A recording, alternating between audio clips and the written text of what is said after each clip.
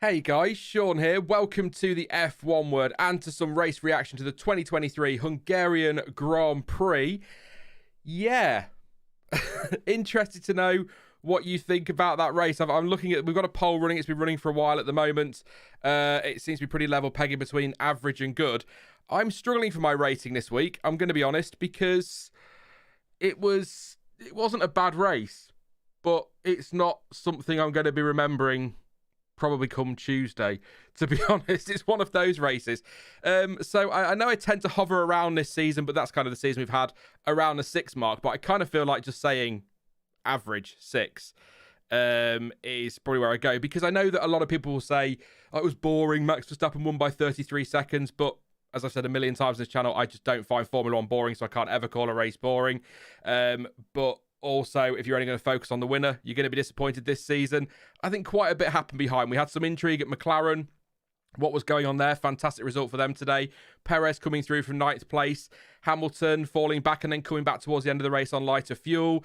Russell coming through the field as well. We had a great little battle between Albon and Bottas. There were nice little fights through there, but it's not something that I'm going to be raving about in, like I say, by the middle of the week. It's not been a cracker, not one of the greatest races I've ever seen, but I don't think it's the pile of dog poop that a lot of people seem to think it was. But yeah, it's all about opinions. I would say around about a 6. You could say maybe a 5.5. I wouldn't go as high as 6.5, but certainly around average for me. So I tend to agree with that poll. I'm not sure I'd go as far as an outright good race, but I'm not saying it's a bad race either. So I'll make sure I make that clear to cover off comments later when I get the inevitable, oh, what do you want? Well, a bit more action would be nice. It was decent. It was okay, but I'm not going to be raving about it for too much longer. Also, just weird random story to kick the stream off with. Went downstairs to get a drink before the stream. My partner looked at me and went, who won? And I just turned around and went, what a stupid question. I know if you're not an F1 fan, maybe you don't know, but what a ridiculous question. Who won?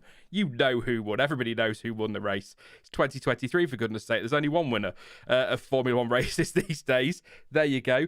Quali was fantastic. It was yesterday. Really enjoyed qualifying. But yeah, so what I'll do today, there is just me. I said, like I say, just me today, solo. So what I'll do is I'll do the top 3 teams in the order they finished. So today it'll be Red Bull, McLaren, Mercedes. Then I'll come to you guys in chat for your comments about those teams. Then we'll do the next 3, same again, and then the final 4 before we get to driver of the day and all of that business. And we'll start by flying through the field, starting with, shock horror, Max Verstappen. Yes, Max Verstappen, race winner in Hungary by a whopping 33.7 seconds. Not even close. All that excitement people had yesterday after qualifying, that hope from some people of drama in turn 1 and a close fight like we saw in 2021 before Verstappen and Hamilton lasted, well, by the exit of turn 1. It was all over, really. Off the line, good start from Verstappen, which I'm kind of really pleased about, because I got some grief yesterday from a few people saying, well, you obviously don't watch Formula One because Max Verstappen gets bad starts. Well, he didn't today, and I think, having the odd bad start doesn't mean you always get bad starts, common sense and all that. He got a good start today, particularly I think the second phase, I would argue. Got alongside Hamilton down the inside, gave him a little bit wide. He said afterwards, you're late on the brakes, heavy car, you're going to go wide at turn 1, so that was fine. Somebody did say yes, I went on Twitter just for a look. Somebody did say he literally pushed him off track. He literally didn't. Also, look up the word literally.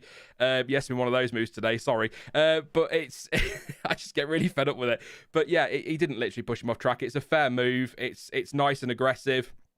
As Max said, late on the brakes, heavy fuel, you're going to be going wide of the apex. So it's absolutely fine. Took the lead and that was it. There's nothing else. Pitted twice. That's kind of it. But the one thing we did get was an interesting line from Christian Horner in the commentary. He was with Sky this weekend, and he said that they compromised qualifying, and that's given him a good race car for today. So interesting stuff. I didn't really catch that yesterday, if that had been revealed after the session, but really, really interesting that yesterday was compromised, and they still go on to win the race today, which is good. But also, if yesterday was compromised and you only missed out on pole by 0.003 of a second, that's got to be pretty terrifying for the rest of the field. Surely that's a scary thought, isn't it? We've compromised our car over 1 lap and just missed out on pole by nothing, and then we go off and dominate the race like that. So I think that's just where we are. And of course, the big news really from this victory, it is 7 in a row for Max, his 9th of the season. Yes, it will be his 9th because I did that for Tyre Talk this week, didn't I? So his 9th win of the season. And that is 12 in a row now for Red Bull. 11 this season, all 11. And Abu Dhabi at the end of 2022 means it is now 12 in a row, which is a record, a world record in Formula One, breaking the record from McLaren in 1988. I should know this. They kept talking about it, so I probably should know this. Around that time, when they absolutely dominated, won all but one race that year, and Red Bull looked like they could probably do that this year, if not win all of them. So, absolutely unbelievable. What a run of form, and I think credit where it's due. Credit where it's due. The only thing I did put in the notes for Max was his second stop was a 2.6 second stop, and that is slow compared to Perez's 1.9. That's about as dramatic as it got for Verstappen today. An ever so slightly slow stop at 2.6 seconds for 4 wheels, and that's it. So crazy, absolutely crazy. So congratulations to Red Bull. Congratulations to Max as well for the win, but I still can't get over that. I didn't quite catch that. I mean, I would have been 2 when McLaren were dominating in 1988, so I don't quite remember that. I started watching in 1992, but ever since I've watched, all people have talked about is that car and that season. So to be sat here today witnessing another team beating that is absolutely phenomenal. And how many is it going to be?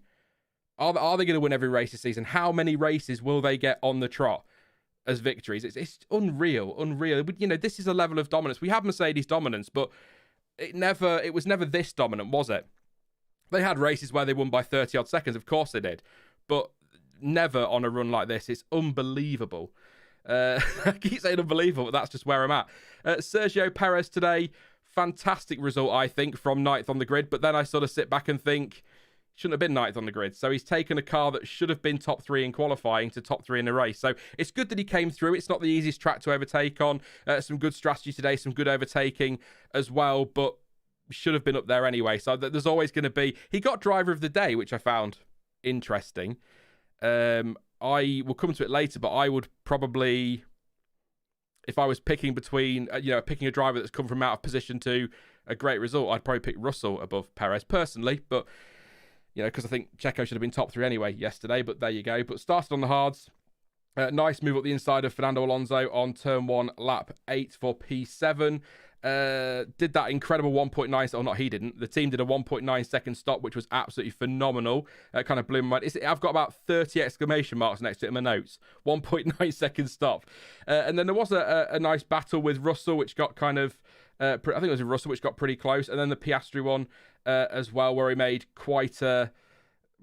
Where was he? He sort of made the move around the outside of turn 1, stayed on the inside of turn 2, pushed Piastri, or sort of squeezed Piastri wide because he was fighting around the outside of 2. He questioned it. Piastri have a team radio, or the team questioned it, and Piastri said, he's not left me much room, but to be honest, he's left him enough room in that situation. And on the outside, that's always going to disappear, and it's always going to happen in turn 2. So he fought it hard, but it kind of felt inevitable in the end. And Perez went on to finish P3, but only 1.5 seconds clear of Lewis Hamilton. It was about 10 seconds behind him after his second stop. So a good recovery there from Hamilton, but Perez maybe another lap and he'd be sweating a bit more. So good drive from Perez to come back to P3, but I'm not going to get all driver of the day excited about that one. Like I'm not criticising him for that, and I'm not going to dump on him because I'm not that kind of person. It's still an achievement, but you'd kind of and I think I said it. I think I said it after Silverstone. Max Verstappen starts P9, he probably wins the race. So, and I know that's Max Verstappen just being Max Verstappen, but Perez 9th to 3rd. It's a good recovery. It's a good result. It's good for confidence, but should be there anyway. Probably should be P2, but he sort of was closing in on Norris, wasn't it, at one stage, and that kind of all fell away. I don't know if that earlier stop to undercut Hamilton, I think it was, maybe just taking a bit of time out the tyres in the end, perhaps. So, yeah, not really much to say on Red Bull. I mean, what can I say on Red Bull? Tell me what to say on Red Bull. I can't, other than just repeating what I've already said or what I say every single week, there's not much to say. I feel like I should talk about them for longer because it is such an historic run that we're watching. It is unreal. It just doesn't feel real, but it is. And we're 11 races into this season. They've won all 11 of them. Max has won 9 of them. It's mental domination. I'll just do some super chats. I was going to come to you guys later, but I've had quite a few in to kick the stream off, so we'll do this quickly. Thank you very much to Card or Cardi. We do both. Says the mythical dozen has been achieved by Red Bull Racing, and the world responds with a long yawn. Not a bad race, but not good. It seems behind Max teams go up and down. How interesting this season could be without Max, and I am a Max fan, says Card and Cardi. So thank you very much for your support.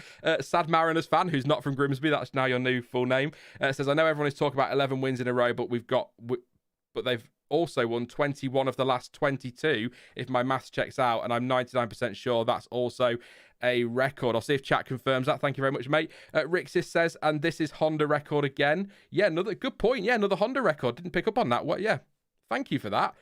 Genuinely very thank you for the super chat, and thank you for reminding me it is another Honda record, so well done to Honda. And Vizlo says Perez gets driver of the day by underperforming in qualifying and doing the bare minimum in the race. That's kind of what I was getting at, but I'm not trying to dump on him, but yeah, thank you very much for your super chats. But that's kind of how I feel with Perez. I get why people would vote for him, but also taking into account that car and where he should be. It's a bit like when people used to get excited when Bottas would go from 8th to 3rd, and you'd be like, yeah, and he should be doing.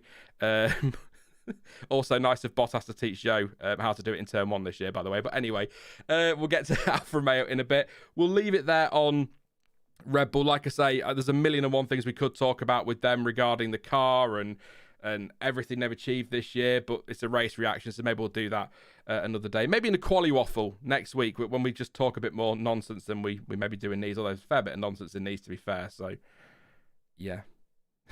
It's fair enough. Second place for Lando Norris today, and 5th place for Oscar Piastri. McLaren, are we saying they're officially back? Seems to be the line that people are pushing. They were quick in Austria. They were quick in Silverstone. I thought, well, track specific to those. Come to Hungary, quick again. So, second best car today, and possibly second best car overall. What a leap forward they have made. Absolutely fantastic from them. Lando Norris got a good start to jump Hamilton for P3, but did lose out to Oscar Piastri in turn 1. Responded to Hamilton trying to undercut him, which caused a little bit of not controversy, but a few question marks over why Lando got the first pit stop over Piastri when Piastri was running ahead of him on track. He was second, Norris was third. But at the time I sort of thought, oh, that's a bit harsh. But then when you actually think about it, Hamilton pits trying to undercut Norris. McLaren have got to react with Norris to stop Hamilton or remove the risk of Hamilton undercutting him, because if you pit Piastri, Norris has got to go 2 laps longer than Hamilton, and that's when you're risking Norris being undercut. So it makes a lot of sense for McLaren to do that. I get the frustration for Piastri, and I do feel a bit for him, but at the same time, if I'm sat on that pit wall, you've got a car behind trying to undercut you, of course I'm going to turn around and say we've got to pit Norris, because maybe Norris would have had the pace to get Hamilton back and still end up on the podium, but it could have cost him P2 today, for example. So I think it's the right thing to do. It is a shame for Piastri, but apparently Piastri, according to Sky, or according to Zach Brown on Sky, had a little bit of floor damage which affected his pace anyway. So that would have come from, I assume, I've not seen any official word on this, but I would assume when he ran wide, battling with Perez, that's when he picked up his floor damage. That was why he fell away so quickly, which he did towards the end. I mean, his lap times were pretty poor. I mean, 1:24.5 for him compared to Hamilton 23.4, Perez 23.5, Norris 23.3 on the final lap. I mean, struggling there clearly, but good for Norris to get P2. First time in his career, I think, back-to-back 2-2s.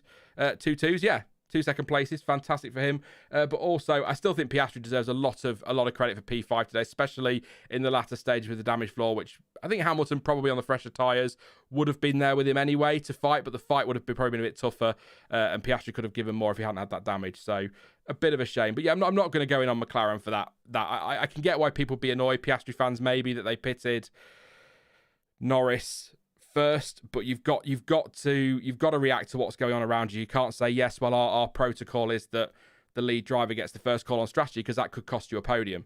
So you've got to react to that. So the right thing to do, but it's a shame. A good stop as well, 2.1 seconds, but not that. It should also point out, Lando Norris's outlap was phenomenal as well.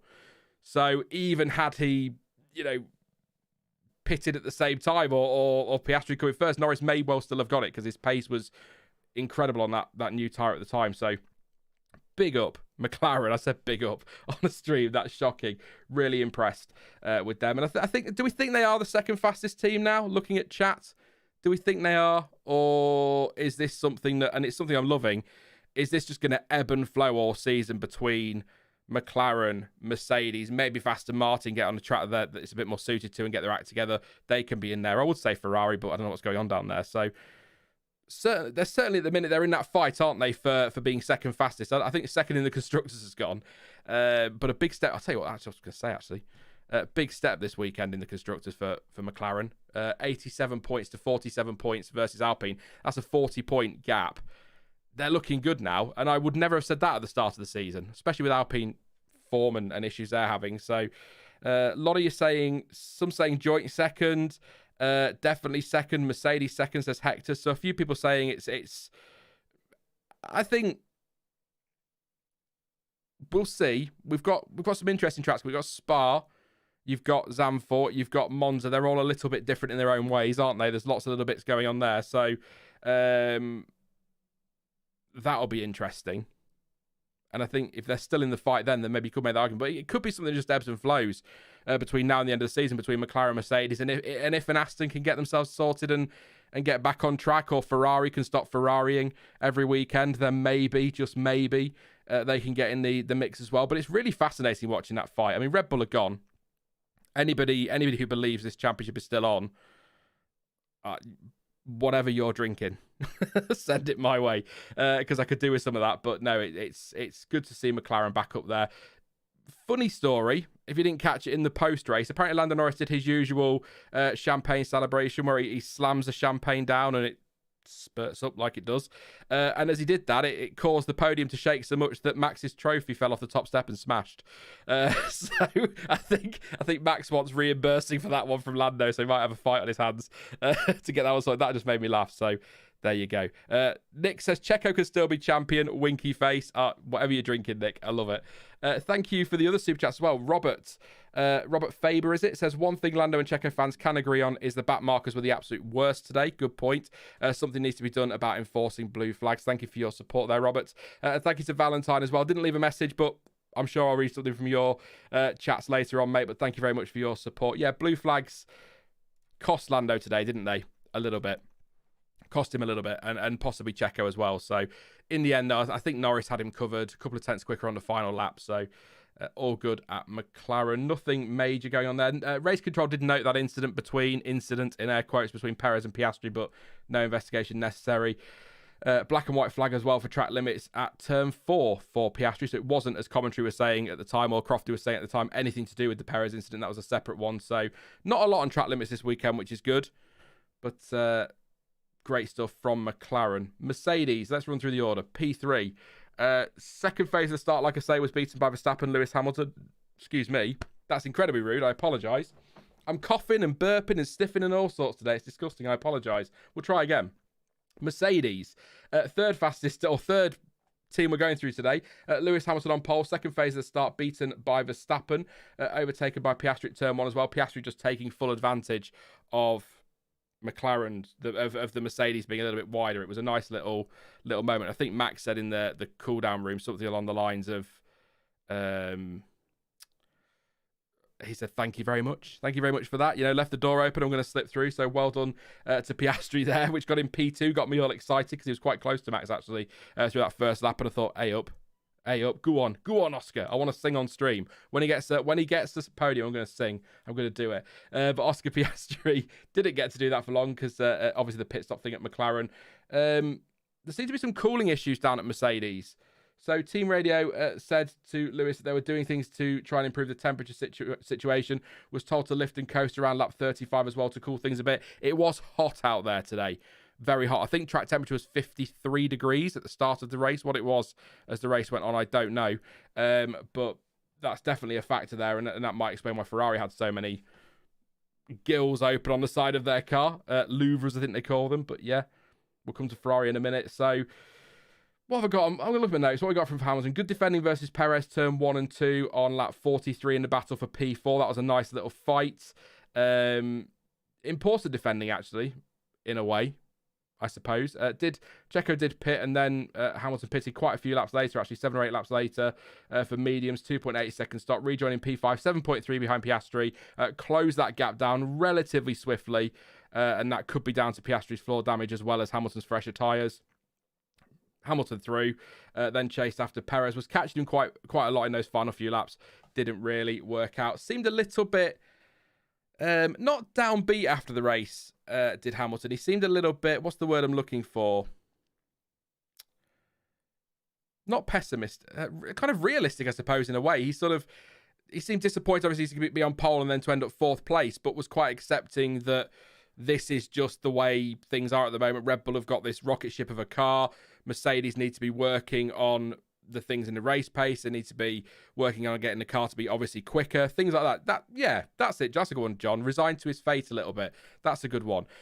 Just not downbeat, but I think he accepts that the team are not going to get anywhere near Red Bull on race pace at the moment. I don't think anybody is. And McLaren are in the mix now, so it's about getting things working for going forward. And I think the focus now is on 2024 for Mercedes for the most part. So that's what they're going to be looking towards. So he's going to keep pushing the team. I'm sure they'll keep pushing him as well on Saturdays and Sundays. But I think a lot of positives can be taken from this weekend for Mercedes to get that pole position. Yes, there are reasons, circumstances behind it, but he still got the pole position. He did miss out on a podium today. I think another lap and he's probably right on Checo's gearbox, and we've got a very close to being over the line. But to get P1 yesterday, I tend to agree with Martin Brundle. I didn't say it either yesterday that his qualifying lap was just one of those Lewis Hamilton moments. They happen. Michael Schumacher used to be able to do it. I mean, look at Monaco in 2012, I think it was. You don't have to have the outright best car. Sometimes the best drivers can just stick a lap in that blows your mind. That's kind of what he did yesterday. So it's a fair point from Brundle that I didn't really pick up on yesterday, but it's good stuff from Mercedes, I think, overall this weekend. But I can understand if there's a bit of disappointment on the team side and his side if they didn't get it for not getting a podium today, given where they started. But you're up against Red Bull, you're up against a McLaren that's massively resurgent, possibly the second fastest, but certainly in the fight to be second fastest. It's going to be tough, and it's fine margins, which is what we said yesterday as well, didn't we? So that's sort of where we're at with Mercedes. George Russell, really great recovery. P18 up to P6. Legitimately P6. I was going to say was P7, but was promoted to P6 because of Leclerc's penalty. But I think Russell was going to get Leclerc. So I think the pace was there to be. So on pace, legitimately P6, but was promoted to P6 because of Leclerc's penalty. Up to P7 through the pit stops by lap 17. So it was kind of in that mix there. Ran nice and long early on, seemed to do. So good driving there. Maybe too long, some would argue perhaps. But he did have the tyres towards the end to take the fight to those ahead of him. So great stuff there. Pitted on lap 28, actually. It's quite a slow stop. Really, 2.9 slow stop, 2.9 seconds before new tyres, which drops him down to 14th, and he kind of came back past the likes of Hulkenberg and co. He did want to make a final late stop because his tyres were going off. Was told that they couldn't because they would lose position, but then he started pumping in laps that just basically wiped Sainz out. They were destroying Sainz on lap time all of a sudden. So a few people in the, I'm trying to think who they were. Martin Brundle said it. Crofty said it. Then Brundle kind of backed it up. I think Ted said it. Some others in Sky coverage as well. That on low fuel, that car just seemed to come alive again after kind of looking not nowhere, but it looked like they were well beat by McLaren and Perez. So Norris and Perez in particular. But then the fuel came down and the car really seemed to get dialed in quite nicely, and they just managed to find the pace to pass Piastri and get close to Perez. So interesting, something to keep an eye on maybe for future races. But also worth bearing in mind was Leclerc's 5-second penalty. So I'm surprised that they didn't say, they may have told him before and we not heard it, but surprised we didn't get a communication played out that Mercedes has said, look, Leclerc's got a 5-second penalty. You're a second or two behind Carlos Sainz. Let's stick with this. Let's try and get Sainz and then try and get within 5 seconds of McLaren, and then you've got P6. I'm surprised that they probably did tell him, but it didn't get played over. Overtook Sainz on the DRS pretty comfortably on the run to turn 1 on lap 65. Was 5.9 seconds behind Leclerc at that point. 5 laps to go and got the gap down to well under 5 seconds and took P6 over the line with the penalty being applied. So great recovery from George Russell. And I'm trying to think, we saw bits of it, didn't we? Saw bits of his recovery and him getting passed by his teammate and things. I think team orders were put in there, which was the right thing to do, to swap positions at that point. Completely different strategy. So we saw a bit of it, but I don't think we saw a huge amount. I'd like to see more of George Russell's drive-through. So looking forward to some of the replays, etc., over on socials in the next few days. Could be interesting. But yeah, great drive from George. And like I say, if I was picking driver of the day out of Perez and Russell, I'd probably get to Russell, but I've got a better idea for driver of the day, which we'll get to a little bit later. Apologies as well if I stutter a bit tonight or if I'm erming a bit more. When I'm solo, it's a bit more difficult to try and keep on top of chat and make sure people are behaving and making sure the stream's running nicely without somebody like a Will coming in and making some cracking jokes. Will over in Hungary, of course, this weekend. Git. So yeah, I have to take a bit of time to think sometimes between. Yes, I do. I know, shocking. I think from time to time. I think. Thank you. Well, it is an incredible waffle. I've got to fill 2 hours, mate. So it will be an incredible waffle. Let's see what you guys are saying then on the top 3 teams. Any comments you want me to read out on the top 3 teams? We'll go through that and then we will get on with the rest of the field. Quick sip of my drink. Orange and mango again tonight. Living on the edge. Yes. Yeah. Evening Red Raven says the only thing that counts is the race result, and I say Perez got the necessary result today. That's fair, and as Space said last time out, his battle at the moment is with Fernando Alonso for P2 in the championship, if you want to call it a battle. But I think Lewis Hamilton's about to be taking that battle and passing Alonso. He's not far off now in the standings, is he? So he has extended his lead over Alonso and Hamilton in the Drivers' Championship. So, if we're going to look at it from that point of view, and if his job this season, we said this yesterday, didn't we? If his job this season is to finish P2 in the Drivers' standings, then he's done his job today. But I just kind of feel like it's more about yesterday for me. 9th place should be qualified much higher than that. So P3 looks good, 9 to P3, but probably should be.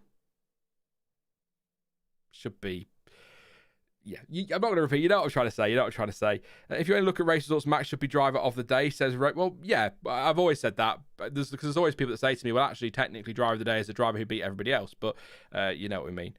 Crofty saying they're getting closer while Max was 20-odd seconds clear was the race highlight, said Johnny. It's about right. I think they are closer to Red Bull. I think McLaren, Mercedes and Co are a little, particularly those two teams, are a little bit closer to Red Bull's pace, but I don't think they're anywhere near Max Verstappen's pace at the moment. Obviously, you can only extract the maximum from the car. A phrase that gets used a lot that I don't really like is what's the line that gets thrown around? Oh, outdriving the car or outperforming the car. You can't outdrive a car because the car only has a certain amount of performance in it. You can only extract 100% from that car and that's it. Driver's ability, yes, can be worth a couple of tenths of a second, but that's because they're getting everything out of that car. A Verstappen, a Hamilton, a Schumacher, a Senna, they could get every single bit out of a car, whereas others maybe can get 95% or a bit more out of the car. So that's the difference for me, and I think that's maybe what we're seeing. Maybe the Red Bull's exceptional, and Max Verstappen's getting everything out of it, and then Perez maybe isn't getting enough out of it or not getting quite as much out of it, so it looks closer. I don't know. It'd be interesting to see what the data is over the summer break when people start putting stuff out about what's, comparing the start of the season to now and working out who's gained and who's lost. But that Red Bull was upgraded again this weekend. They've got some, I think Christian Horner said they've got some track specific stuff coming, but pretty much as far as they are for performance updates, that's probably it for the rest of the season. So I was going to say if others continue to develop, maybe it'll close the gap a bit more, but others aren't going to develop quite so much, are they? Because they're going to be looking at next year now to try and close the gap. But something that I think needs to be pointed out as well is that these cars that we've got now, there's not a rule change next year unless something changes in the next few weeks and months. But there's no rule change for next year, or in terms of the chassis and things like that. So these cars, saying they're focusing on the 2024 cars is fine, but they're going to be evolutions of these cars anyway. So teams could still develop over the course of the year, and they'll carry that over into next year. So I don't think we're going to get a major change in the pecking order next year, but it's an opportunity for teams to close the gap. But if Red Bull are already focusing on next year, then maybe not. It'll be interesting. Anyway, super quickly, let's see what you're saying. Can we try and be decent to each other in chat rather than being... It's not everybody. Most people are fine. There's just one or two that are getting a bit catty with each other. Just don't, because I'll just mute. I'll not mute people. Time people out, because I can't be bothered with it. I'm past it. I'm 37 now. I'm too old for this. I can't do it anymore. Clanson's going to tell me off in a minute for saying I'm old. McLaren have a large package for after the summer break, if I remember correctly, says Henry. Yes, the 25% in air quotes that was supposed to arrive for Hungary has been pushed back. It was delayed because they needed some more time on that to get it together, basically. So I think there are some bits that are going to come over the next few races, but the bulk of it will come after the summer break. So that's true. So if McLaren have still got a big update to come, possibly their last one of the year, do we think, Henry? Possibly. But they have still got some more to come, so that's good to know. Trying to see what you guys are saying, trying to find something. It is the new 21. I'll have that, absolutely. I wish I had a large package after the summer break, says Dell. Dell, that's 2 days in a row you've made me laugh like I'm a 2-year-old. I have 100% the Merc will come with a full new car next year, so they do need to run their current hack job car because of the budget, stopping them for launching a new concept, says Carly. Yeah, there'll be some that go with a new concept, but I think what I mean is, like, overall, the grid, Red Bull aren't going to bring, well, they might, but are unlikely to bring everything brand new next year. They've also got this penalty to consider with CFD time and things, so they've probably got to use their time a bit more carefully, which is maybe actually why they've just got a few bits that are circuit specific coming rather than performance upgrades, because is it October that their CFD time penalty ends? Because it was around October they got it last year. It was 12 months, wasn't it? It wasn't a season, it was 12 months. So that'd be interesting, actually. Yeah, keep an eye on that one. Like the stream, people, if it helps Sean on the channel, says Valentine. Yes, please do leave a like. 100 likes, 600 of you here. Would appreciate that one, so please do drop a like. And subscribe as well, of course. And thank you for your super chat so far. I always say this. Nobody has to put in a super chat. It helps the channel. Every single penny goes in. Same with Patreon. It goes to paying things like Adobe. It goes to pay XPB. Every penny goes back into the channel. The support is appreciated. There's super chats. There's PayPal. There's Patreon as well if you want to do it over a longer period of time. If you can't or you don't want to, absolutely fine. You are more than welcome. I will always try and get to chat, but super chats will always get the priority as long as they follow guidelines, obviously, on YouTube. Just don't be horrible. Just, you can have an opinion, but don't be horrible. But yeah, no worries. It's not. I wish, Robin. I could do with a drink. I've just got the orange and mango squash, and I'm happy. Let's just run through the field then, and then we could do some more waffle in a bit. I mean, it's all waffle. That's why I love doing this. It's all part of the fun, I suppose. For me, maybe not for you. Ferrari. On the subject of fun, Ferrari. It begins with F. That's about all, and F is a great one for Ferrari at the moment. Leclerc, 6th place on the grid. Slow first stop, cost him 9.4 seconds. Well, 9.4 was a stop, so what? 7 seconds there. Slower than it should have been. Slow left rear. Drop behind Sainz and Stroll in P10. More chat over the radio. Oh, God. Asked what was happening at the end in terms of strategy. Was told they'll discuss it at the end of the race. Hi, engineer. What we're doing with strategy, we'll talk about it after the race, mate. Well, bit bloody late then. And then asked again, are we stopping again? And was told we are on it. Now, I love Ferrari. Obviously, from the Schumacher domination days, I'm always going to have a soft spot for them. So I'm going to say this. Apologies, Ferrari fans. But if a Ferrari strategist or engineer ever comes over the radio to me as a driver and says they're on it with strategy, I would be laughing so hard in that cockpit, I'd have to pull over and be like, could you let me know when? Not just, and I think Sainz had a moment on the radio as well with things. I think they were saying switch to Sierra, which could be something to do with pushing before a pit stop. I don't know. Nothing official or confirmed. That was just a theory. And then he kind of said, no, it's too soon. And then he radios to the team, Sainz radios to the team, if I see Checo is going to pass me, I'll box. That's a great call from Carlos Sainz. Hold up Checo a little bit to help out Leclerc ahead at that point in the race. It takes a little bit of pressure off. I'll come in if he's going to get me, but I'm going to stay out to kind of cost him a bit of time. That's a really smart call. That's the kind of thing the team should be telling the drivers. It's really weird. We've talked about this like every week with Ferrari. It's such a weird dynamic. To me, the strategist and the engineer should be saying to Sainz, we're going to leave you out for another lap to hold up Checo. We're not going to... You don't want your driver to be making that decision. You don't want Leclerc being told that they'll discuss strategy after the race. I don't know if it's probably miscommunication, but it just seems such a weird thing to say. And when I listened to it back before I started the stream, just on the miscommunication thing, it does sound a little bit like Leclerc's questioning the strategy in his first radio call. And this is what I mean by miscommunication. So if he sort of said, what are we doing with strategy? And the engineers interpreted that as he's not happy with the strategy, we'll discuss it after the race. And that makes sense. But also, clarity, lads. It's chaos at Ferrari, but not a good day at all. Like I say, long stop for Leclerc at 9.4 seconds. He then got a pit stop, a penalty for pit lane speeding, trying to slow down before the line, double lock up, didn't do it. Got 5 seconds for that slam dunk, which is fair enough. That was quite late on. He got that one reasonably late on, and that's why we had all that with George Russell towards the end, trying to get that gap down to 5 seconds or less than 5 seconds. And it's points on the board. 4th fastest team, probably about where Ferrari are. So maybe you could say it's about right for Ferrari, but I don't know. Something doesn't seem to be clicking there still. And I don't know. Fred Vasseur's come in. He's changing things. Maybe it's taking people time to settle, but then, you want the best people for the job, then they should be settling a bit quicker than that. We're 11 races into the season. So I don't know. I don't know what is going on at Ferrari. Any suggestions, please do say. Please do say, because I haven't got a clue. I really, really haven't. It just seems all so bizarre. It really does. I've not got much in my notes other than criticism for Ferrari, because I don't think there's a lot to be particularly thrilled about. Leclerc started 6th, ended up 7th. Sainz started 11th, made it to 8th. So good recovery, but Aston Martin were nowhere, and Albon was 11th. So it's not like he's beaten anybody all that notable. And especially as well with Sainz, with your teammate having a penalty, you'd think he'd be a bit closer than that and try and take that position off him. But 124.1 on the final lap for him, 124.4 for Leclerc. I don't know. Not much between them in the end, but that's because of the penalty. Very weird. Red Raven says, given all the changes over the years at Ferrari, it must be company culture problem. Yeah, I suppose nothing settles, does it? If you're changing your team boss every year and strategists and personnel, then nothing settles. Nobody builds a rapport, do they? You've got Verstappen and his engineer, Hamilton and his engineer. They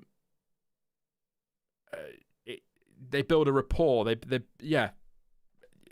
Toto Wolff is an ever-present at Mercedes, Christian Horner at Red Bull. If you're chopping and changing your team principal every year, team principals, every single one will come in with their own ideas. And if they come in, it's a bit like, it's coming, here it comes, football, right?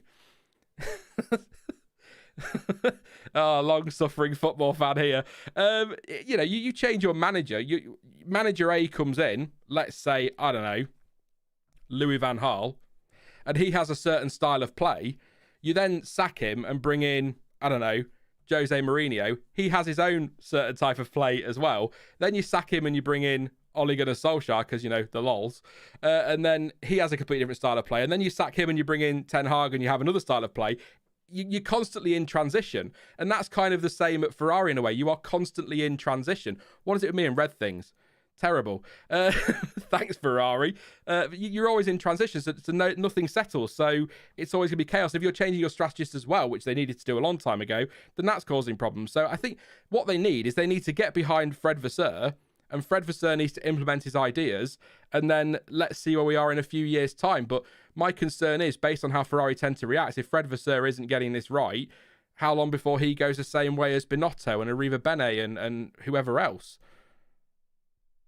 Weird. Very weird.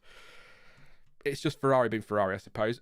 We'll do, if you've got some questions on Ferrari or some points you want to make, I will read them. But let's do the next couple of teams then. Aston Martin, Alonso, P9 from P8 on the grid. Stroll, decent recovery as well. P14 to P10. Felt early for Alonso's stop, but it wasn't on lap 20. Slightly slower at 3.4 seconds. His second stop wasn't epic either at 3.3 because the left rear was still spinning, which was interesting. And Stroll all I've got in my notes for him was he let Alonso through at one stage because they're on different strategies to P8. But Aston Martin today, I mean, how can I sum up their race? Alonso, 4.6 seconds behind Carlos Sainz. Stroll 23 seconds off Alonso, but 14 seconds up the road from Albon. So you could maybe say today it was a day for Aston Martin where they're in a bit of no man's land. Do you think that's fair? They're kind of not... The pace wasn't there to challenge anybody really ahead of them. Like I say, 4.6. Alonso was closing in a little bit on Sainz towards the end, but not by much. Well clear of Albon. That's kind of where they are. And I a little bit disappointed because this was supposed...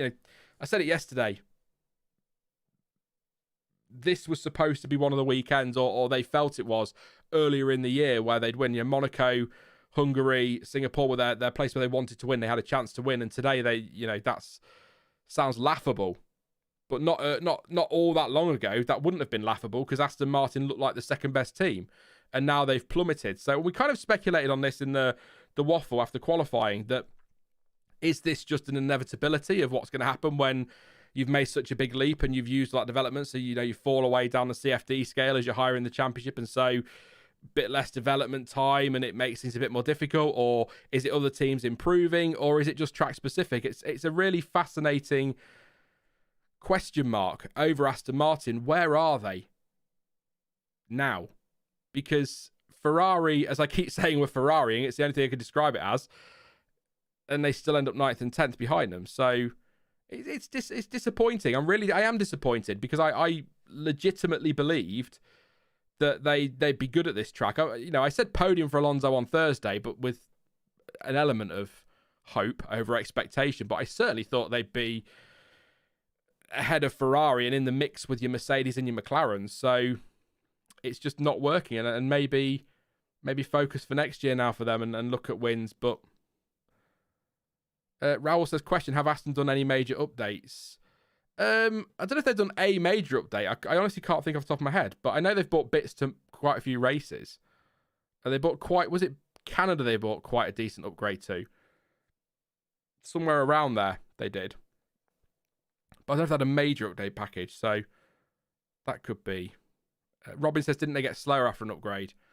I mean, it could possibly, maybe an upgrade that's gone the wrong way. Or again, they've bought an upgrade, but McLaren and Mercedes have bought upgrades that are better than theirs, and then they've jumped them maybe a little bit. It's really interesting what's going on there. So, would have been good to see. It's points on the board, I suppose, but that talk at the start of the season or earlier in the season about them looking good for second place in the Constructors, I think now they're going to be lucky to hang on to third, even though Ferrari are being...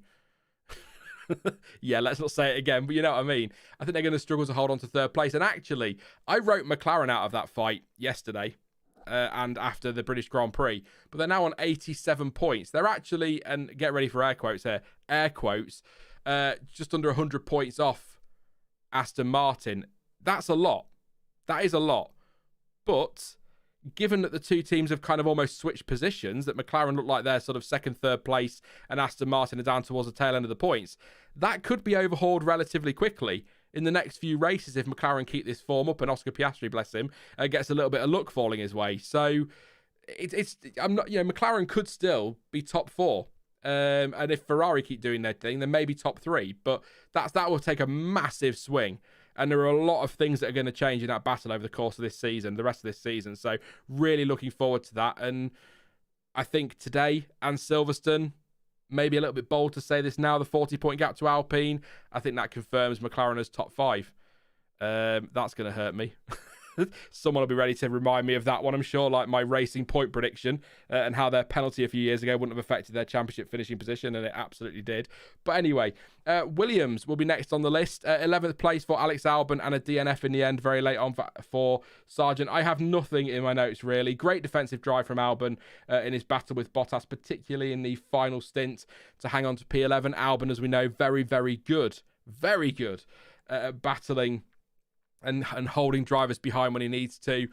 A DNF ahead, a penalty, something like that, and maybe he's got a shot at a point today, but not quite. But still, I still think that's a really good drive from Albon from 16th on the grid, on a track that, could you argue, maybe isn't as, or the Williams isn't as suited to the Hungaroring as, say, a Monza, for example, where they'll be nice and slippery. So I think they could be really pleased with that.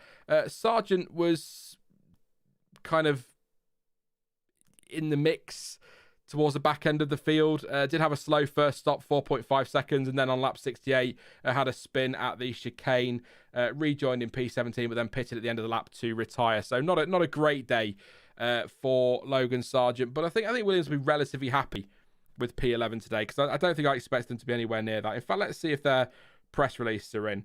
They are not. We've got press releases in for Aston Martin. Let's choose who Aston Martin are saying, then we'll come back to Williams in a second. Sorry to go back on myself here, but we'll see what happens. I've just lost my slides for some reason, but anyway, we'll come back to that in a sec.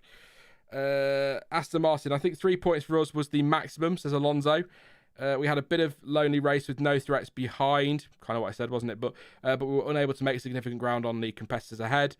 It was a hot and demanding race as well, and we all had to manage the tyres throughout, so maybe some tyre management there. Have been a lot of surprises in the last few weekends, but we need to try our best to get back to fighting. And Lance Stroll says, I think P10 is the best we could have done today. Good first lap, was happy with the move around the outside of Bottas, but after that the pace just wasn't there. Yeah, and Mike Crack says, getting 2 cars home inside the points was the maximum today. It was quite an uneventful race, and the results were in pace order as we finished behind our direct competitors. In pace order, interesting. So at least this weekend, and I know we've just watched a race where it's kind of been confirmed, but Mike Crack just saying there that that's in pace order. So in Hungary, Red Bull, McLaren, Mercedes, Ferrari, Aston was the pecking order. So that makes sense, actually. Yeah, nothing happened, did it? So that would be right. It is interesting. Yeah, there you go. Both Lance and Fernando performed very well, but we are missing the performance to challenge higher up. So, yeah, not much there. I'll see if Williams say any more, but yeah, not. Oh, there you go. Just to say it, Williams has just literally come through. What's Alex Albon saying? P11 is quite a surprising result. It was quite a defensive race, which we like to do. We got track position and we were okay. Came into the circuit knowing it wouldn't suit us, and we qualified where the pace of the car was, which was P16 for Albon. Yeah, nothing really in there that you wouldn't expect. Nothing much, nothing dramatic. And Sargent says, pretty happy with how the race was going. I think we got a bit unlucky with the strategy. We had a slow first pit stop, which cost us quite a lot. But all in all, the pace was pretty good considering it's a track which should have been quite bad for us, sorry. So it should have been a bad track for Williams. Got 11th place. Very happy with that. And there you go. So, yeah, good point, actually. Albon, pole in Spa, maybe. Unlikely, but no, it's a good point. They should be better at Spa as well. So, I think, how would I sum this up? I'm going to flick through these images to find a Williams picture, so apologies with the flashing that will come up now with these. But what was I going to say? So I think the thing I'd take for this from Williams is that it's a massive positive that this is a track where they did not expect to go well, and they've got 11th place, and we're now going to Spa, and then you've got Zandvoort before Monza, which should suit them. So Williams are in, I would argue, pretty decent shape at the moment. So well done to Albon and to a lesser extent Sargent with the spin and that and the DNF, but really, really decent from Williams today. I think this could be interesting. I'm looking forward to this now for Williams. They've got finances under control, cars improving, Albon's delivering, James Vowles is awesome. It's all working out very, very nicely. Any comments you've got on those 3 teams then? Ferrari, Aston Martin and Williams. If not, we will spin on to the final 4 teams and then we can do a massive Q&A. And then I've stuck to my target of keeping this to around about an hour for the run through. I want to try to keep it to an hour where we can, but it doesn't always work out.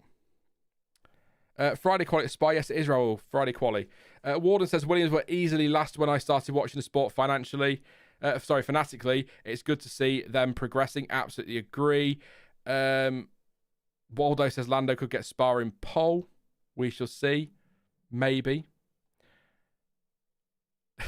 Jack says Max winning Spa by about half an hour at least. Yeah. CFD time, absolutely, Nick. It helps. That's a good point on Williams. That's going to be helping them out as well. So a good thing to keep in mind. And probably still will do next year, won't it? Because again, they're only going to be about P7 or 8, aren't they? So should be pretty good. What position is best of the rest now? P6 in the championship. In the constructors, let me have a look. So, do you know, it probably is now because McLaren are kind of in that mix, aren't they? I mean, if you want to be really, I could be really pedantic about it, but like it's basically Red Bull and then everybody else. So technically P2 is best of the rest at the moment. But yeah, it could be P6, you know. So you're looking at that battle. So that would be what?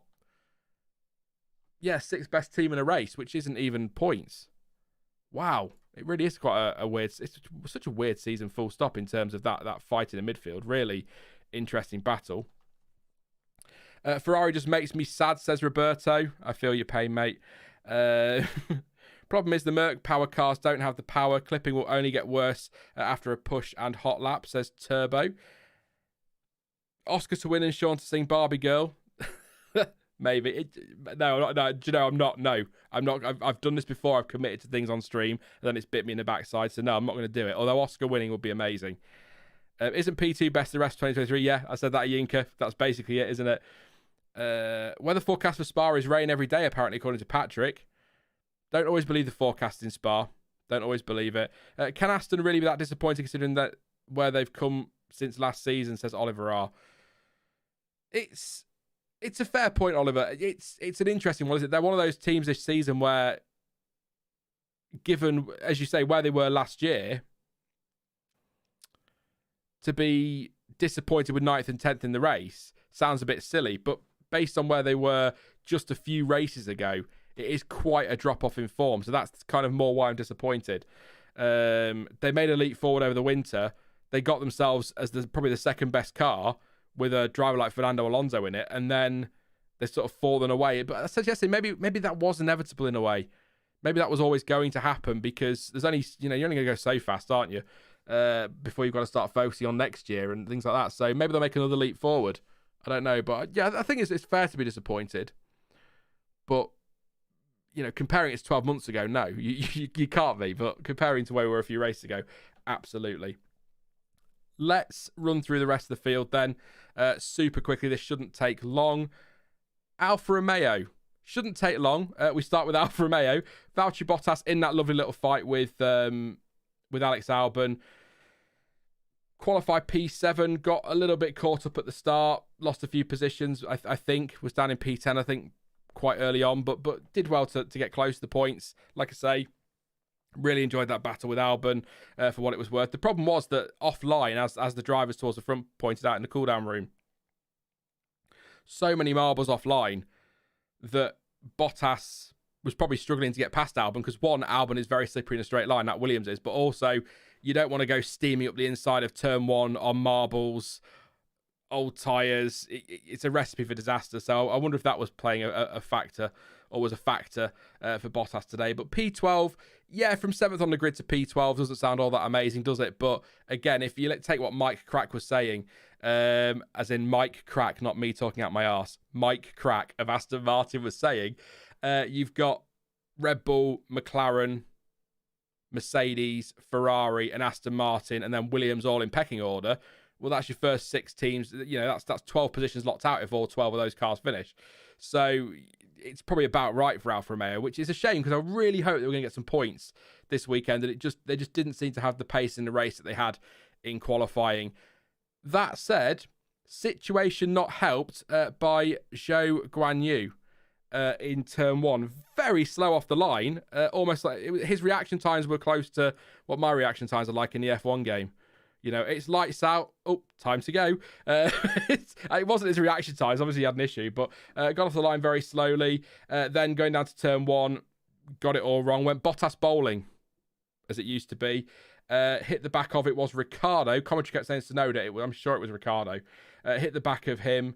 That then sent Ricciardo into Ocon, who then went into Gasly. It was absolute chaos down there. There are some pictures coming up later of the damage done to Gasly, well, particularly Gasly's car, but Ocon as well. And that wiped out both of the Alpines from the race immediately. So a bit of a cock up there from Zhou into turn 1. Did serve his penalty at his pit stop. His first pit stop, 9.7 second stop overall. So you could argue you're looking at 4.7 second stop there. So quite a slow pit stop. But you've got to remember, you've also got to, you can't touch the car, so you're out of rhythm. So it's probably, I don't know, it probably isn't that big of a deal. But yeah, see, it's 5-second penalty. It's a few people, Freeze just said 5 seconds felt light. I was just a point I was going to come to. I'd seen somebody else saying it, but the the thing is, for a collision, it's usually 5 seconds, isn't it? So you can't just be like, well, that's a worse collision than that, so we've got to give 10 or 15 or 20 or whatever. So maybe also the whole first lap, first corner, 20 cars into one, maybe plays a part in that one. So if I tell you what, very quickly, I know you love it when I read these. I know I love it when I read these. We'll see what the decision document says with all its jargon. See what they're saying. See if there's a reason why they went with 5, if even it was discussed for anything. Well, what car number is he? He is 20. No, not 27, is he? That's Hulkenberg.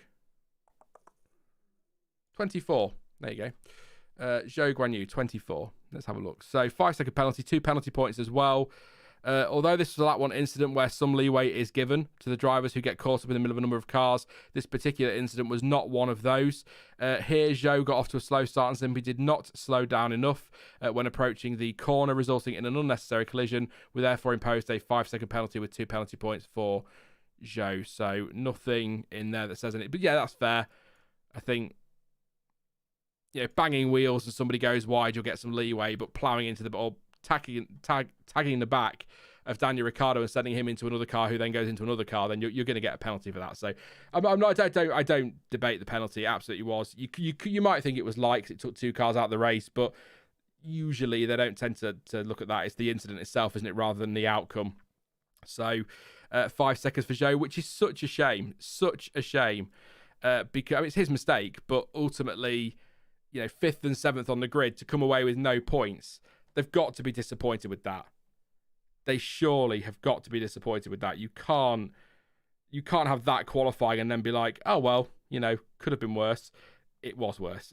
So I really thought, I wasn't expecting them to finish 5th and 7th, but I really thought they could be around where the Astons are. 9th and 10th place would have been nice, wouldn't it? A couple of points on the board, maybe 3, would have been decent for them. So disappointing for Alfa Romeo. Nothing else to say. I've got no press release, so we'll just roll on. We'll see if that comes in before the end of the stream, see what the driver's saying. But Zhou, yeah. Look, still fantastic yesterday. Qualifier of the day for me. Absolutely brilliant lap. Brilliant all session for both of them. Who was next? It's AlphaTauri. Daniel Ricciardo. P13, started 13th, finished 13th. I picked P12 in my prediction, and he ended up P13. So I wasn't a million miles away. So not bad at all. But he got caught out at turn 1, as I say. He was tagged by... We're talking about Zhou, who then went into Ocon, who then went into Gasly. So Ricciardo caught up there, probably cost him quite a bit of time. He was 6.1 behind Bottas, so maybe could have been in that fight for P12 without that incident. We'll never know, but a really decent result for Ricciardo. Finished ahead of Tsunoda as well, who was down in 15th place, although Tsunoda did have a slow stop, 7.3 seconds with a slow left front, but he was Hulkenberg was 15 seconds behind Ricciardo, and Tsunoda's right behind Hulkenberg, so there's quite a gap there. So really good from Danny Rick. I'm not going to get excited and start saying he's got the Red Bull seat because he finished 13th and he beat Tsunoda across the weekend, but that's crazy. That's, as I said yesterday, recency bias. But to out-qualify Tsunoda, who's been very good this season in that car, and then to outrace him as well, that's a fantastic start. That's a fantastic return, a fantastic start to Ricciardo's time at AlphaTauri. So massive congratulations to him. I was watching his onboard. I had the onboard thing up that Sky have where you can watch all 20 drivers, blah, blah, blah. Watching the race, and I kind of had that open. I was watching his turn 1. I saw him off and I was like, oh no. My initial thought, because I didn't see the shunt from behind, I just caught the aftermath and I thought, oh no, what's he done? It was a bit rusty, but no, it wasn't his fault. So absolutely huge congratulations to him. But that's because they're disappointing for AlphaTauri overall. But is it? They beat Haas. They beat an Alfa. Both Haas's. They beat an Alfa. We're ahead of Sargent with Ricciardo. So given that that's probably the worst car on the grid, that's not a bad result at all, actually, is it? P13 and P15 when all things considered. Yeah. Ricciardo was the reason Perez drove with his elbows out again, says Robin. Could be. Feeling a little bit of pressure there. Wouldn't be surprised. So what about AlphaTauri sent me 2 press releases. Why? Did they make a mistake? No way. They sent. Oh yeah, sorry. I thought De Vries was on it. They sent the British Grand Prix one out again. De Vries was there, and I wonder if they just got their driver pictures mixed up. But anyway, it doesn't matter. So Ricardo says the whole weekend has been good, and to come back, really feel all the things I've missed in the last 12 months. Can't ask for more on the first weekend, and it gives me confidence. Got hit in turn 1, dropped to the tail of the pack. After that, we got stuck in traffic, but once we got some clear air, I could settle into a rhythm, and from then on, I was happy. Pace wasn't bad. Maybe we could have been in the points today, and they said podium. Don't know, but our strategy was good. We were just a bit unlucky. Contact could have ended my race, so I'm grateful the car was still okay. And Yuki says we chose to start the race on the soft compound. He did, didn't he? Today to gain as many positions as possible early in the race. The start was good, and I managed to make it quite a few places, so I'm happy with my performance. I had pace and was managing my tyres well today, especially on the soft compound, but unfortunately it didn't quite work out. So together with the team, we'll have to look at that. It's a shame because the pace was there. Overall, I'm frustrated with myself because I didn't put it all together and extract the maximum out of performance every day. It's been a week of learning, and what I learned today I will use in the future to maximise our performance. So question marks, maybe have a strategy there for Tsunoda, which maybe softs. I've obviously Pirelli graphics that maybe softs ran them well. You're not on a one stop on the softs, are you, around Hungary in that heat? So that's not really what they're going for. But maybe the decision to start on softs didn't work out in the end. But you know, it's not an awful result for AlphaTauri at all, I don't think. So what does Tsunoda do? Pitted on lap 9, then ran hards to lap 44 and then mediums to the end. So he went quite a long way on those hards. Because he was running ahead of Ricciardo at one stage, wasn't he? So I don't think it was too bad overall for Tsunoda. So maybe just strategy not working out from there, which is a shame. But decent, I think, for AlphaTauri, given where they've been of late. And maybe the update working a little bit as well. Who have we got left? Haas. Hülkenberg did exactly what I said he'd do. Qualified P10. Dropped to P14. Magnussen P17 today. I have 0 notes on them. So if you've got anything worth saying, then let me know. I'll go and have a look and see if they've got their quotes out yet. Haas and see what the drivers are saying, but didn't see much. Hülkenberg apparently, I think I heard on commentary, has made 6 Q3s this year. Is that prior to this week? Is that nearly as many as Checo made? Just, I'm not sure. I'll have a look in a minute. But if he has actually made Q3 6 times, Sergio Perez hasn't made the last 5 until this weekend, so that's only 6 for him. I don't know if that's true. Let me know. Hülkenberg says not good enough in the race, which wasn't news really. Oh, cheeky. We kind of knew and expected this. To be fair, though, I think we look better today than we have in the past few races on Sunday, so I'm not too disappointed. And Magnussen says, not feeling very good about the results. It's a disappointing day for us. I had no pace on the hard tyre. We had 2 long stints on the hards. Probably should have been on a 3-stop. Interesting. And Gunther Steiner says, going into the race, we knew that we'd be struggling with the heat, with our tyre degradation issues. Good point. It was a tough race, but I think we got the best from it, what we could. And at the moment, this is what it is for us. So yeah, I didn't think heat, tyres. It's not the strong point, is it, for the Haas? Heat and tyres. So that'll be why that's all fallen apart for them. So that's a shame. Hopefully they can get that sorted though, ASAP. And last but by no means least, I don't blame these two at all for this. Ocon and Gasly both out after that turn 1 incident, as I've already said. Ocon tagged by Ricciardo, who'd been hit by Zhou. I keep forgetting Zhou. It's all Zhou's fault. Bloody hell, Zhou. Was airborne briefly as well and came down with such a crack that apparently his seat broke in 2 and he had to go to the medical centre for checks on his back. I'll check with Alpine in a minute, see if he's okay. And Gasly was caught up in that as well. Massive damage. You'll see the damage shortly. In fact, I'll see if I can find them now for you. We'll just skip to them because it would be easier so we can talk about what's going on screen. Sorry, Haas, skipping through you. Gasly's damage, I said, didn't I? We'll look at that one because that was the big thump. As soon as he got back to the pits, they had the rear camera was facing at the mechanics at the back, and the mechanic on the jack just sort of said, no, it's over. The damage on that car was never going to get going again, was it really? Certainly not any pace, so I don't blame Ocon and Gasly there. They were just very unlucky. Wrong place at the wrong time, unfortunately. So I'm not going to sit here and be like, oh, can't believe Ocon hit Gasly or whatever, because that's just not not their fault. Zhou hit the back of Ricardo. Ricardo then hit Ocon. It's always going to happen, you know, just unfortunate for them. So nothing, let's see. Nothing from Alpine to confirm that he's okay. However, Esteban Ocon's quotes are out, so he must be okay. So not much to say from today. It's a very frustrating end to the weekend, being involved in a racing incident with a few cars at turn 1 on the first lap. Not much we could do, and the result was both cars had to retire with significant damage. Fortunately, I'm okay, so there we go.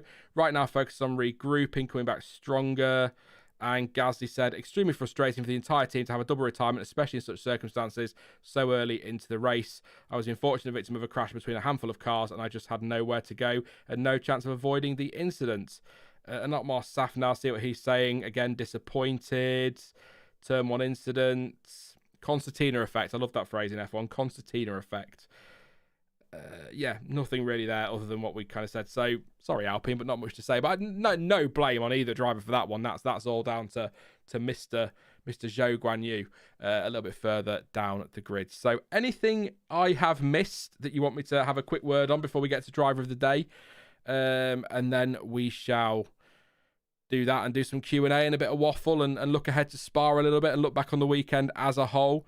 So if you've got anything, then please do feel free to check for super chats. I think we're caught up. No, I didn't. So thank you very much to AC. Ferrari, a bunch of clowns, and Fred can't change this. Hope Leclerc realises and moves to best team in 2025. Which team would you like to see him? Tell us what you really think, AC. Thank you very much, mate, for your super chat. Really appreciate your continued support. You know, if and when Lewis Hamilton retires, I wouldn't mind him at Mercedes. But I sort of feel like Aston Martin, when Alonso retires, wouldn't be a bad spot for him if they continue to move forward. Yeah, I mean, what I'd like is for him to stay at Ferrari get their act together, and then him to win world championships with Ferrari. But it feels like that's a long way off at the moment until I sign for Ferrari in F1 23 next season. Already working on that one, of course. But yeah, no, difficulty down to about 30, and I should be able to do it. Yeah, no, I'd like to see him stay at Ferrari and get championships, but I'm a little bit concerned that's not going to happen. So I don't think Aston would have been a terrible place to be. I'm thinking about Lawrence Stroll's ambitions and the money that's been put in there and the development and where they're going. Maybe, but yeah, I think most likely it will be Mercedes when Hamilton retires. Which isn't going to be anytime soon, as far as I understand it, because I think Toto Wolff said this week that terms have been agreed on the deal. Not quite a here we go, but, you know, we're not far away from that with this one. So, I mean, look, even if terms haven't been agreed, Lewis Hamilton will be at Mercedes next season, he says, with all the confidence of a guy who sat here in a race reaction last season and said, Fernando Alonso won't be going to Aston Martin, and I'll tell you why. 24 hours later, I felt like a right arse. But there you go. Let's see. How many spotted the Apex car in Parc Ferme? Getting some pics, getting some pickup shots, I'm guessing. I didn't spot them, but good shout. Audi for the future, says Raoul. Max will finish the race next week in Zandvoort, maybe. Just trying to see if we've got anything to say on the race, anything that we've missed or anything you want me to go over quickly. If not, we will just jump straight to driver of the day.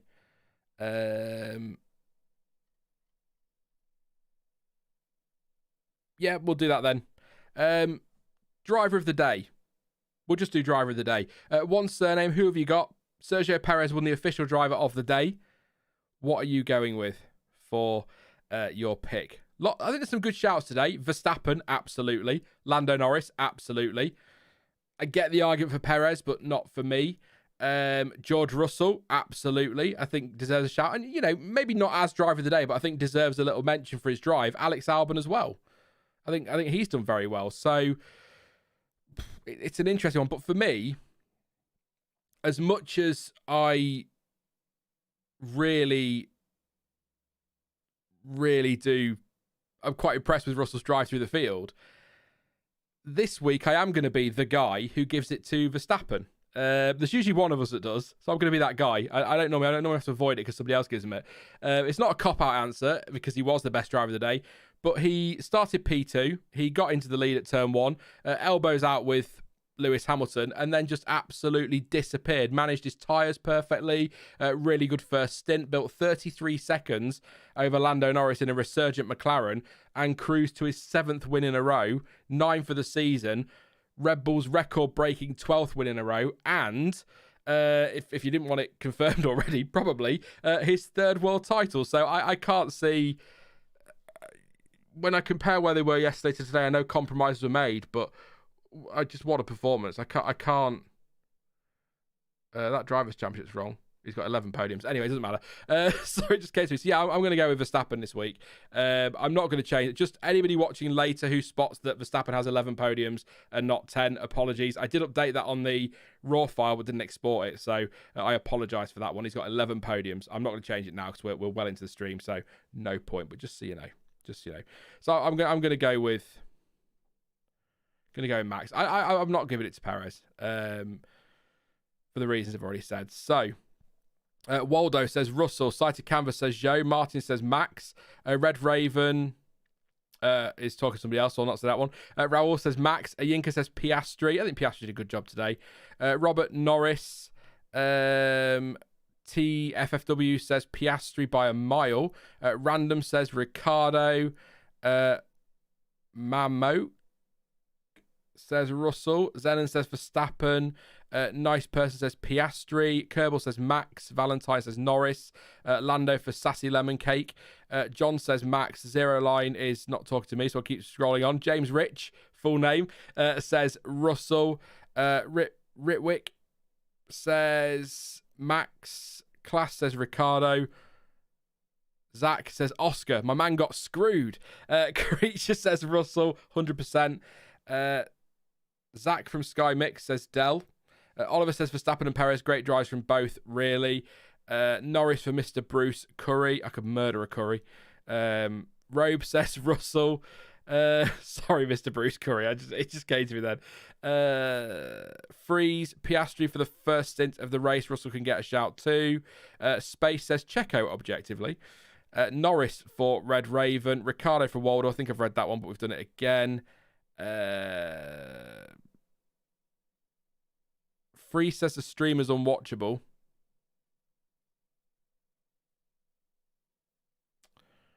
Okay.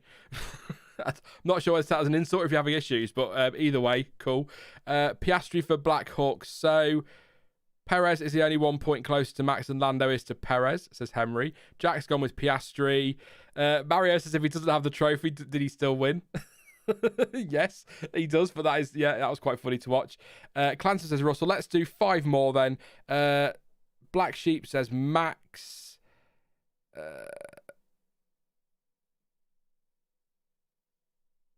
Norris for me says Henry, and who have we got? Let's see if somebody. Yeah, Alfie Alf says Russell. There you go.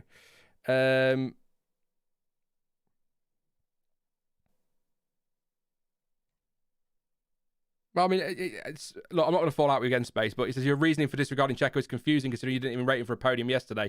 Don't take predictions seriously. I just picked 3 drivers at random while I was looking at a screen to decide who was going to be top 3. There's no more. It's no deeper than that.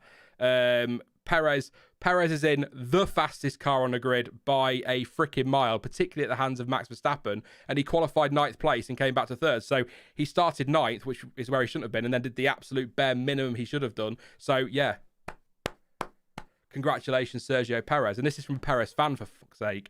There's Russell, well above Checo if you're picking driver of the day, in my opinion. Everyone's entitled to their view. If you pick Perez and you voted for Perez, awesome, great stuff. You loved his race. That's fantastic. I'm not having that. I will not give him that driver of the day for doing the bare minimum. I'm not peeved, Del. It's a YouTuber thing. I've had conversations with people about this one. We'll say something, and then for some reason we have to justify everything we say. But then nobody in chat will always justify everything they say. So it's not peeved. It's just. Why is Siri talking to me? I don't know. What have I done? So that's that one. It's just I get bored of having to justify everything I say. I pick 3 names at random for a prediction, then it's like, well, justify it. Or no, I won't. Thanks. Any questions, comments? Please do get them in, and I will answer them, I guess, is what you do with questions. I'm sat here. I tried to sort this table. I'm not going to do it. I'm not doing it. I'm not sorting the table out. Leave it, Sean. I have to. It's doing my head in. If the PC crashes, it really doesn't matter. He's got 11 podiums, but it's driving Sean crackers every time it flashes up. Yeah, questions, comments. We'll read them. Please do drop a like as well. Always appreciated. Don't forget as well to subscribe. Belgium next week. And it's a sprint weekend. Brace yourself for some absolute high drama.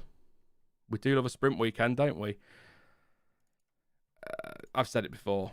They are what they are. I'm not going to get into bashing the old sprint races. They are what they are. We have 187 likes, 516 here. Please do drop a like. Really do appreciate your support. Thank you for your super chats as well tonight. Let's do the shout outs for those again. To AC, to Valentine, to Robert, to Vislo, to Rixis, to Sab Mariners fan, and to Card or Cardi. To give you your full name. Really, really appreciate your support. So let's see what is going on in the chat for a bit, and then we'll wrap up. I wasn't angry, Jack. I just, when I start making a point, I sometimes get a bit passionate about it. But I like Angry Sean. Angry Sean's fun. I get a lot of grief from it, but I always got a lot of people saying that's what we want to hear. We want to hear what you've really got to say. So there you go. A bit bored of being a brand. I've said this a million times on this channel.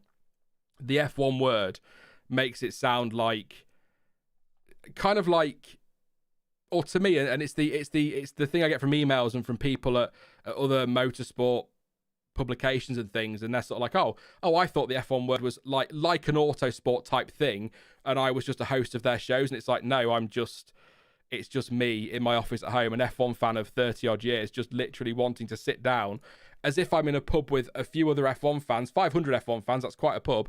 I think we need to book in advance in future and just sit and talk about Formula One like we're all sat in a pub or sat at home or in the garden chatting about it afterwards. That's what this channel is, and I give my opinion, and that opinion is going to piss some people off from time to time, and your opinions are going to piss me off as well. That's the way it is, I'm afraid. That's how opinions work. So, but always respect for everybody. I'll always give you respect. There'll be times when I want to tell you some people to F off, but I'll never say it. Constructor of the weekend, says Handyman. McLaren. Well, actually, no. Constructor of the weekend is Red Bull because they built such a bloody good car, I suppose. That's basically it, Valentine, yeah.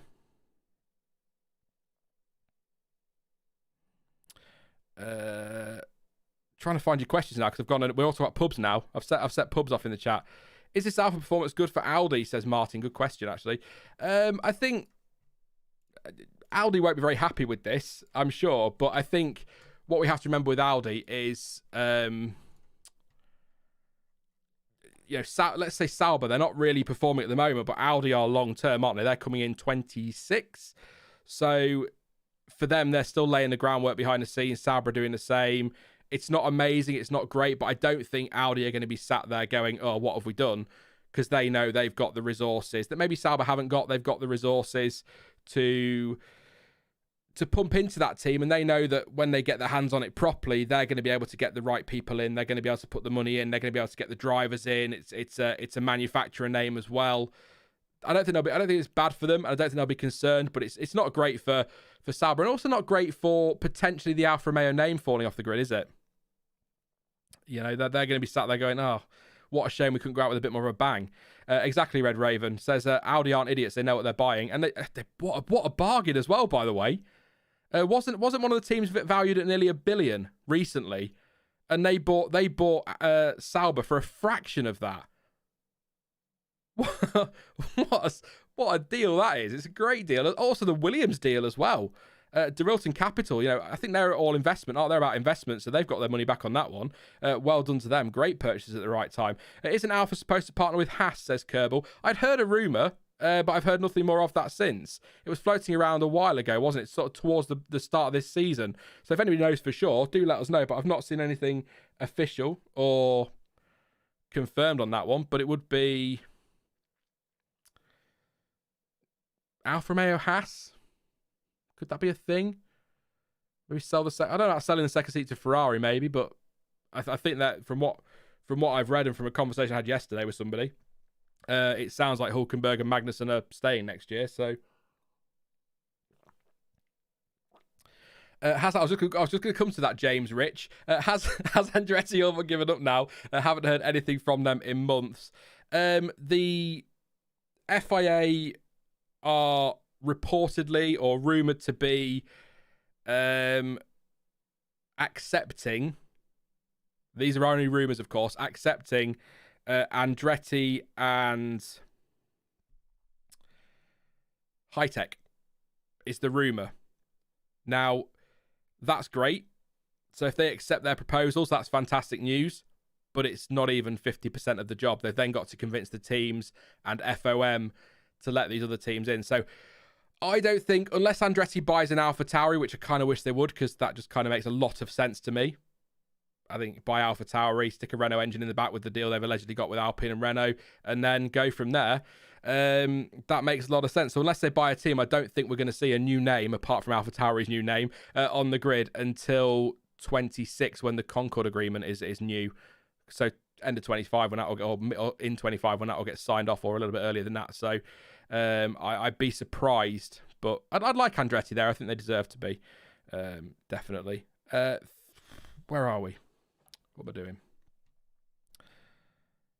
I saw thanks to budget caps, F1 teams are huge value now, says Nick Surface. Black Hawk says, have you seen the weather forecast for next weekend, saying thunderstorms Friday and wet Saturday and Sunday?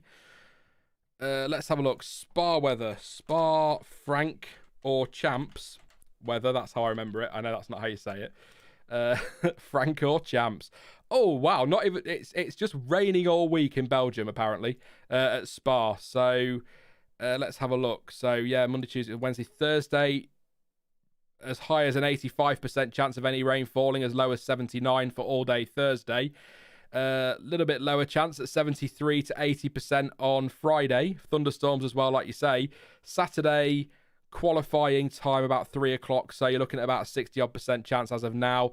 And Sunday, less than 50% chance of rain at lights out. But I feel like I'm doing a preview now. Time to do some tyre talk time. Better do some tyre talk. Thank you to Yinka for your super chat. Really appreciate your support, mate. He says, I think Max is undoubtedly one of the greatest of all times. Goats. Deserves all the success he's getting. He's simply lovely. So why is it that I want one of his wheels to come off or keep waiting for his engine to explode? Again, I love the guy. It's, you know, how many people will agree with you on that, who are Max Verstappen, or not even Max Verstappen fans, but F1 fans are like just waiting for him to retire with an issue, a mechanical problem, so that somebody else wins. It was the same when Schumacher was dominating. My family didn't really watch a lot of F1. It was me that they watched it through me, and they watched some races with me, but they were all, you know, wanting Michael Schumacher to stick it in a wall or spin into the gravel or lose a wheel or his car to blow up, because they were sick of him winning all the time. And that, I keep making the comparisons to 2004. That's kind of where we are, and actually more dominant. So you could probably go back even further now, but that's just a season that sticks out to me. So Spa 98 would never have happened today with how safety conscious F1 has become. Well, they were on about tyres yesterday, weren't they? On about tyres yesterday with the new alternative tyre rule thing for qualifying. And Lewis Hamilton and co, they all made the point that we take so many wet tyres everywhere. And I sort of thought, why do they take the wet tyres, the full wet tyres? Because when it's wet enough to need them, most of the time, it feels like most of the time now, we don't go racing. So it's a little bit weird, but I mean, it looks like we're going to need them next weekend, which is a bit of a concern, I think, because last time we had heavy rain or decent rain all weekend in Spa, the race didn't happen, did it? So I hope we don't get to that point, and hopefully we are a week away from it, so it could all change easily. I mean, it changes often from Wednesday when I record a preview through to even Friday it changes, so it could all change, but I think probably wet. But then Spa, I'm gonna use the cliche. Spa's got its own climate and all of this, and it can change so quickly. So we shall see. Spa only next week. Extremely short summer break. This says Rand. Oh, don't. I'm sat here ready to sign off for the summer break and just remind you all, please keep supporting the channel during the break because I'll still be here. But there's another race to come yet.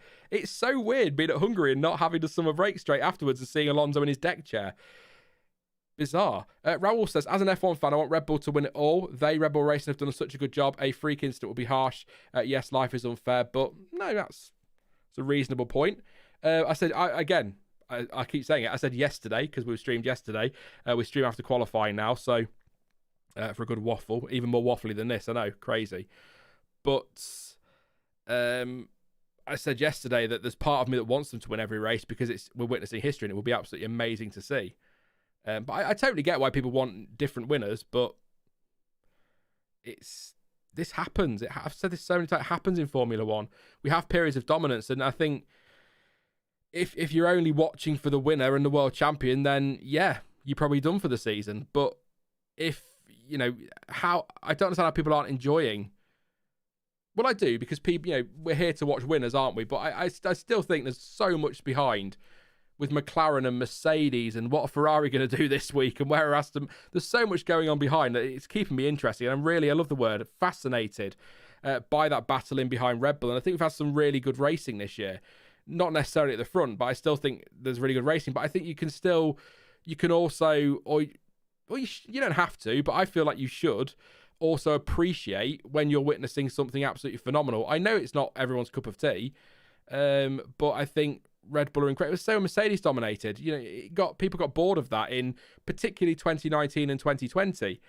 But at the same time, you're witnessing history and phenomenal achievements, and Hamilton winning a 7th world title and getting to that 103 wins and all of that. And it's amazing to watch. And Schumacher's domination, Vettel in 2011 and 2013 in particular, was his 4 years of titles, and going back as far as the McLaren days of dominance. There's so much to enjoy about that, because I'm kind of in awe of it, I suppose, is what I'm saying. I'm not great. I'm not great on the technical side. I know I'm not, but I can still appreciate when a team has built an incredible car, and I can still give them the credit for that. But I'm not stupid, and I can also appreciate why some people don't enjoy it. But I still get a thrill and a kick out of every single F1 race. Even Baku. Baku is the closest I have come in a long time to calling a race boring this year, because not a huge amount happened because they shortened the DRS zone. So we didn't get much side-by-side action down to turn one. And it was a lot quieter than other races have been this season. But even then, there was still stuff to enjoy in there. And there's still parts I enjoy. So that's just me. Everyone's different. Again, I always say it's about opinions. Yeah. There has always been dominance, but this is a whole different level, and it's just one driver as this teammate has been lacking and not challenging him. I'm not going to say Bottas again. Wink. Nice person says, plus the direction is helping a lot this year. They used to be only film P1 all day. Imagine if we still had the TV directive in 2018-20 this season. It'd just be 2 hours of Max every single race. It's a good point of the direction, actually. It has been better this year. They seem to be, and I know they were doing it a bit last year, but I've certainly noticed it more this year. If we're on lap 40, for example, and they missed a really good overtake from lap 38, they'll go back and show a replay of that with lap 38 on the screen, so that you can sort of sit there and go, oh, well, they didn't show it live, but at least we've now seen it. So I appreciate that. And the Monaco broadcast this year in particular was so much better because they did it themselves. They got that deal sorted. So, yeah. You don't have to say Bottas. You can also say Barrichello. Bless him, says Red Raven. Yeah, I used Barrichello's examples in these, but Barrichello also had it written into his contract that he was Michael Schumacher's whipping boy. He was his number two. Michael comes, you get out of the way. I don't ever believe that Valtteri Bottas ever had in his contract a line that was, you will jump out of the way when we tell you to. Well, he will have done, because he'll have been told that if you're in a team, then, and we tell you to do something, you will do it. But I don't believe he ever had out and out, even though he really was out and out number two driver, like not in the same way that Barrichello did, is what I'm saying. Barrichello, Irvine, Massa, before Schumacher retired, they were all very much number two, stopping on the line in Austria to let your team leader through, even though the championship was basically done by that stage anyway, that kind of thing. It was exciting when Nico was battling Hamilton, says Zero Line. It was very exciting when Nico was battling Hamilton. Especially 14, 15 wasn't really, was he? Because Hamilton got that wrapped up quite early, but certainly 14 and 16 was good fun. And yeah, we had a bit with Ferrari, didn't we? In 17 and 18, and then 19 and 20, and Mercedes kind of dominated them. But yeah, the Nico Lewis battle was good fun, and I enjoyed it because I wasn't a fan of either driver, so I could just sit back and enjoy it. But I can't imagine, how Lewis Hamilton fans or Nico Rosberg would have been like in that whole situation, like how tense those fans would have been going into every single weekend and how stressed they were. Imagine if F1 social media was as big then as it is now. Good Lord, would have been chaos. So it was good. It was good. I enjoyed that. I like a battle for the championship between teammates, but I can also appreciate stuff like this. So there was a comment on another stream that Red Bull sponsors must be getting annoyed they're not getting all the cameras focus during the race, says Cameron. It was on one of these streams, wasn't it? Yeah, somebody said it the other week. Yeah, no, it's a fair point. But I think Red Bull do a good job at getting their name out there and their sponsors out there. So, sorry, it was just imagine as somebody at Oracle going, for God's sake, we've paid a fortune for this and we're not even seeing our name out there. It's absolutely terrible. Have you changed the font on the driver's table? I'm struggling to read the numbers a little. It might just be my eyes. Not recently. We did at the start of the season because the font I use for the names doesn't line up very well as a number. It all looks a bit messy, so we went with a more numbery font. And I don't know if there's an official term for that. A font that's better with numbers. So it might just be the size of it on stream. I can make it bold or something for the next stream to improve that if you'd like. It's not a problem. Just make that a bit bolder so you can see it a bit better. I think it's in light font, so that's not a problem. What current team, Joe, would you love to see a championship battle between, says Maori. Oh, that's a good one for chat, that one. What current team, Joe, would you love to see a championship battle between? So, of the current lineups on the grid, what would you love to see? For me, it's got to be Alonso and Stroll. No. Hamilton and Russell could get very tasty.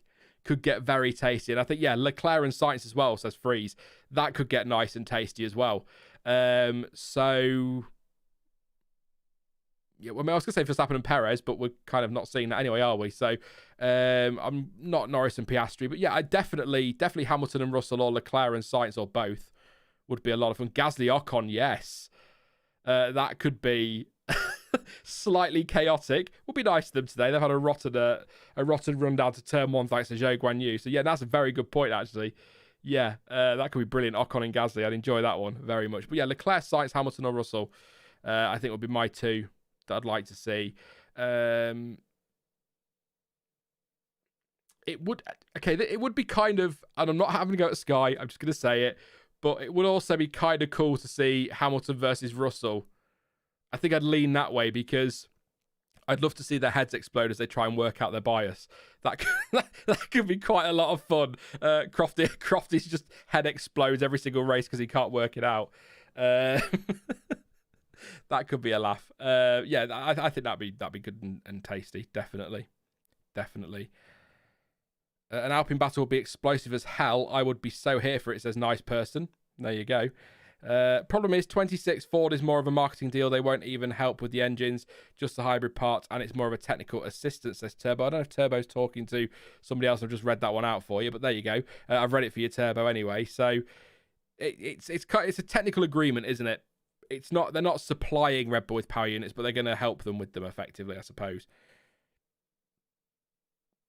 Yeah, good to see Ford. It's good to see Ford and Audi coming in, and then you've got others who are trying to.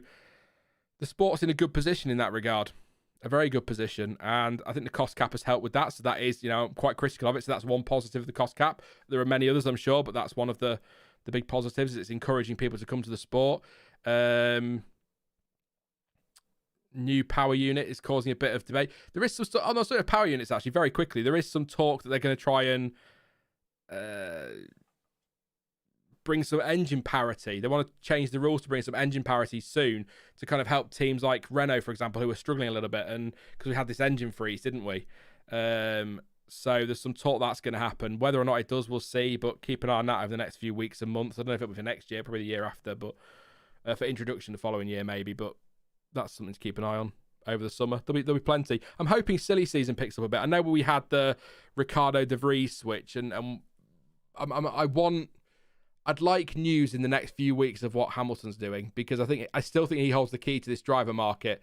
I think there'll be some drivers who are not under contract yet at their teams, and others who are considering their options, who are waiting to hear what he does before they decide what they're going to do. So I think once Lewis Hamilton says, yes, I'm staying, and signs the contract officially, and it gets officially announced, I think he will, but until it gets officially announced, then I think there are a few drivers maybe sat thinking, let's just wait and see what happens. So hopefully it'll kick into gear in the next few weeks. Let's close this poll as well very, very quickly. So rate the Hungarian Grand Prix of 2023. Average 40%, good 34%, bad 14%, great 10%. So yeah, 40% average. I'd agree with that, definitely. Good 34%. I can see why. Bad. Was it bad? Was it really bad? Was it? I don't know. It definitely wasn't great. So I like the optimism of the 10%, but I'm not. Yeah, I'd say average for me. Adam says staying until 2025. Toto said. He said terms were agreed, didn't he? I said that earlier, but the thing with F1 is until it's official, it's not official. Obvious statement, I know, but you never know. There's always that little lingering doubt in the back of your mind. It's all right, Toto saying terms are agreed, but there's always that one. You just wonder, don't you, whether things would. It can change. I don't know if it's been signed officially. It probably has been, but I don't think he's going anywhere. Just to be clear, I don't think for a second he's going anywhere. What's that down the back of my chair? Polish. Okay, fair enough. Thanks, Mr. Sheen. Didn't realise we were that close, but there we go. Found it. I can tell my partner now. Found the polish. Yes, I did housework. Shocking, I know. With batteries becoming bigger, I think Ford will provide help with battery management and production. I think definitely on that side they will be. What's the point of retiring in 2025? See if your team is any good in 26 and peace out if you want to. He should have a good idea, though, shouldn't he? Obviously, you'll never know until you're all on track. But he will have a good idea in the middle of 25, where if Mercedes are kind of like, yeah, we're a bit concerned about this, then he can kind of go, I'm not sticking around. But I get your point. I think it makes more sense to either retire now or after 2026. But then it's his life. He can do what he wants. So I suppose that's where we are. Zach says, people complain, but the fact this race is now considered average feels like a massive improvement from years past. Yeah, but I don't think average is a bad word. I often say average, and people go, "Well, what do you mean by that?" It's not a bad. It's not a bad word. Average is fine. Average to me is what I would call okay. If I'm going to change it, in fact, from next week it won't be average. It'll be okay, because it was an okay race. It wasn't great. It wasn't amazing, but it wasn't bad. So it's an okay race. That's what average is to me, just okay. So I will change that one. I'll say okay again, just to annoy people because I keep being repetitive on it. But I hope you get what I mean by that, Zach. But the part after the 8th says Adam for retirement, maybe. I don't know. We'll see if he gets the 8th. It's all right saying after the 8th, but if he never gets that, he's going to be racing into his hundreds. Which fair enough. Why not? Fernando Alonso seems intent on doing it, so why not? We'll wrap it up soon, I promise. I'm just looking at your chat and we're reading this through. Thank you to those who are sticking around. I know this is where it gets really waffly. Nearly 50% of people watching have hit the like button, so if we could get a few more likes, that'd be massively appreciated before we round up. Did you see the interview with Max and Lando talking about the trophy? Pure comedy, says Martin. I didn't hear it, but I saw them in the pen kind of joshing about a little bit, but I saw the replay of him smashing hitting the champagne on the thing and the trophy falling off and smashing. That was quite amusing. At least they haven't got to find space for that one at Red Bull, I suppose. Steve says, Sean, do you listen to F1 Beyond the Grid? Or Beyond the... Do you mean Grid? Or Grind? You put Grind. I don't know if there's like a parody one. I don't listen to F1 Beyond the Grid unless I have to. Unless I want... Well, unless I need to. There was something the other day. All of these publications, #journalists, had put headlines out about Ricardo's golden objective in quote marks, because that's what Christian Horner had said. But actually, when you listen to what he says in the podcast, he quite clearly says goal and objective. But they've obviously somebody's misheard that and gone with golden objective, and then all your aggregator sites have just copied that because that's what that site's saying, rather than just going and clicking on the podcast and listening and hearing what was actually said and doing the job yourself. Not really difficult. So, yeah. Also, goal and objective are basically the same thing. So, oh, no, I get what you mean, Zach. Says, Zach, just clarifying, I meant this year's average would have been some past year's bangers, if that makes sense. I totally get what you mean, mate. I do. There have been some very difficult races to watch at times. Very difficult to stay awake in at times through the years I've been watching. But I get what you mean, mate. I get what you mean. I was just clarifying what I mean by average, because I'm not everyone means the same when they say average. So, okay, is what I go with. Any more questions that you want to throw my way? If not, we'll wrap it up for today, because we are at an hour and 40. Well, it's an hour and 40, isn't it? Because the countdown is 6 minutes. Sorry about the music, by the way. I couldn't get it working, so I'll try and fix that for next Saturday and Sunday. James Rich says, is Spa safe on the calendar now? ? It's on for next year. I think I've said this a few times now, but I'll clarify it again for you and for anybody else who hasn't heard it. But I think the talk seems to be that what's going to happen is, rather than dropping Spa from the calendar completely, there's going to be some kind of share with Zandvoort. So we get Zandvoort 1 year, Spa the next year, Zandvoort, Spa, etc., etc. So I don't know how true that is or how likely that is to actually happen, but that could be where we go, because I'm sure they'll want to get some more street tracks in somewhere for some reason. Did you like the new quali tyre rule? Says Corp. I answered it yesterday, and I've kind of thought about it a bit more since, and I kind of feel the same. It didn't really bother me either way, to be honest. I can understand why engineers and strategists wouldn't like it, but in terms of watching the actual qualifying, I knew they were on the hards, and I knew the mediums in Q2 and the softs in Q3, but it didn't really, apart from the session feeling like it was ramping up a little bit, and the times getting quicker, it didn't really bother me all that much, to be fair. It just, I suppose it did feel a little bit artificial, turbo, in some ways. Now you put it like that. Yeah, I suppose it did a bit, because they're forcing them onto those tyres, aren't they? But my solution, I said it yesterday, my solution is, rather than mandating Q1, Q2, Q3 tyres because you want to bring 11 sets, just bring 11 sets, say to the teams, that's your 11 sets for the weekend, get on with it, use them how you want. And then if you run out of soft tyres because you use them all in qualifying, that's your problem. That's how I'd do it.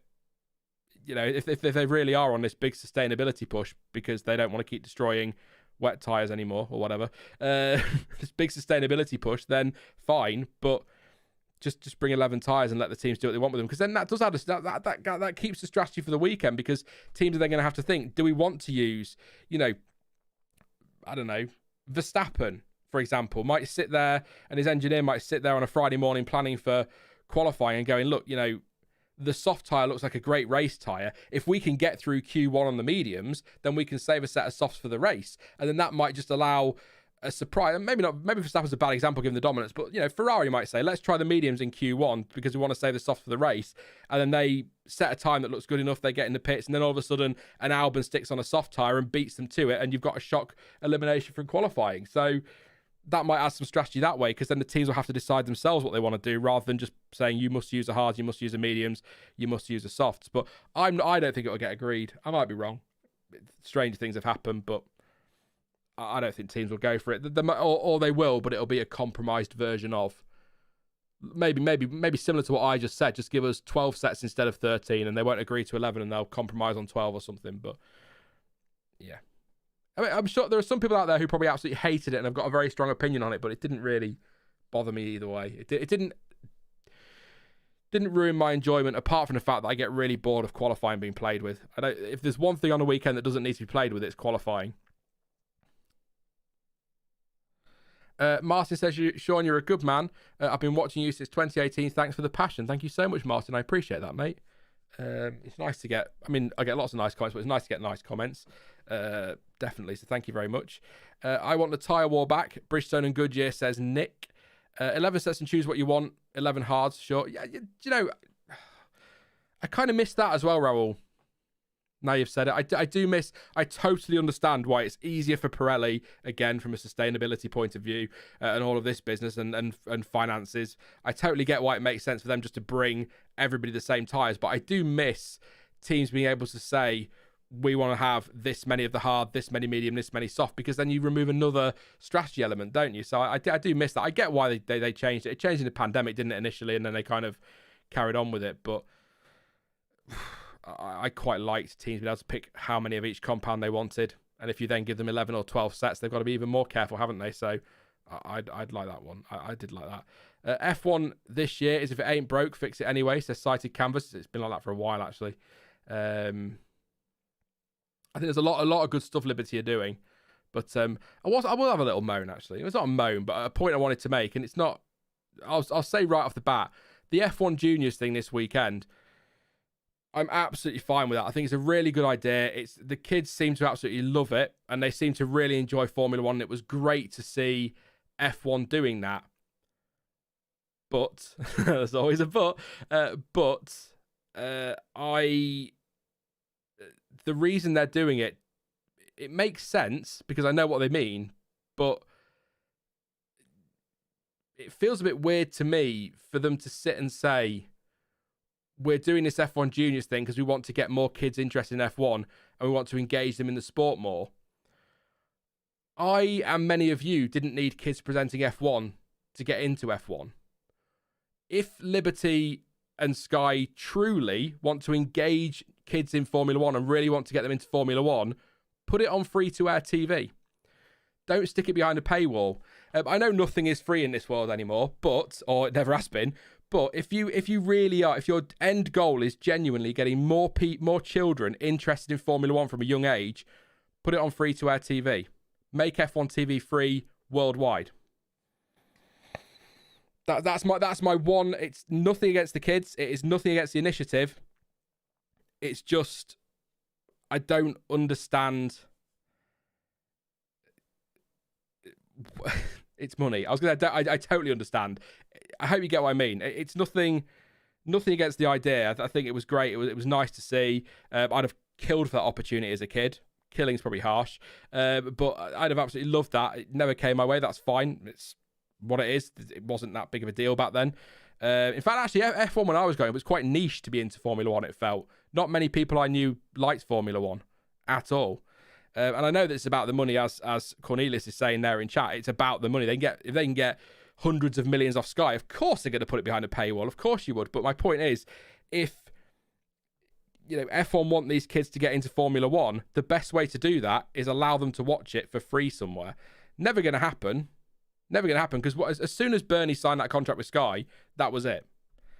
Because F1 Liberty Media are never going to say no to that money, and I completely understand that. But did anyone watch the actual coverage on Sky Max or wherever you were? Did you watch? I watched the normal coverage. Did anyone actually watch the F1 Juniors coverage, and was it any good? I didn't catch it, so I don't know what it was like. I know BBC isn't free either, Nick. It's about £13 a month, isn't it, if you pay monthly, or £100 and something a year. But you know what I mean? Because like my mum and dad paid the TV license when I was getting into F1 in 1992. That wasn't my problem. It's not my issue. They could pay that, stuff them. It was free to me as a child. I wouldn't.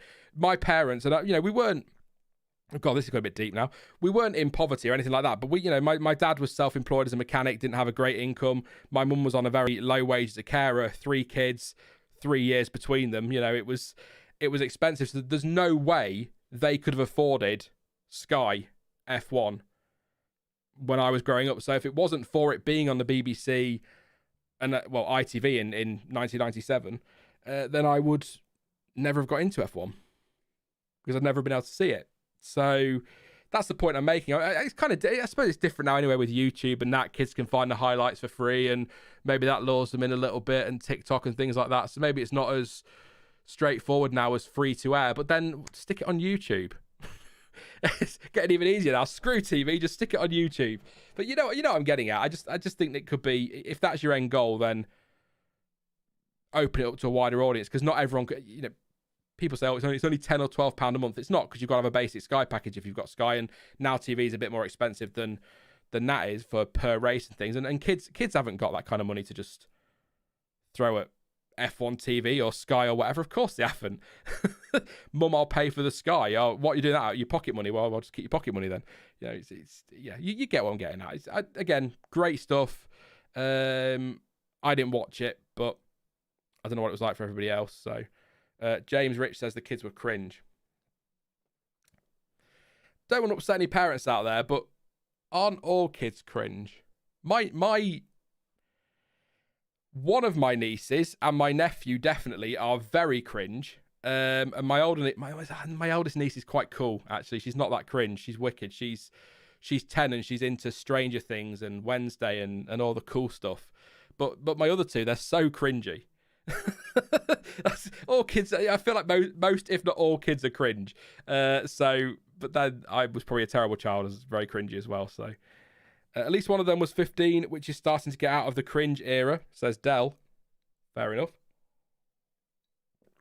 I don't know. I didn't watch it, but Valentine's Day, it felt a bit like a gimmick. I don't know. I can't really comment on the actual things. I didn't see it, but I just think it's never going to happen. But put it on free to air. Why not? The biggest reduction F1 fans watchers in the Netherlands has been F1 went behind the Viaplay paid stream wall. Yeah, there was something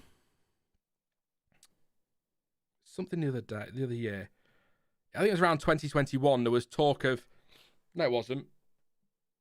I can't remember. There was a while ago. They were talking about F1 viewing figures in the UK, and it was like 8-9 million people, or probably more, tuning in to watch Lewis Hamilton win the World Championship in 2008. And I know that, you know, British driver, British fan base, you're going to get bigger numbers, but that they were the kind of numbers that the likes of the BBC and ITV were pulling in, really solid numbers. And now you look at Sky and it's like 1, 2, 3 million.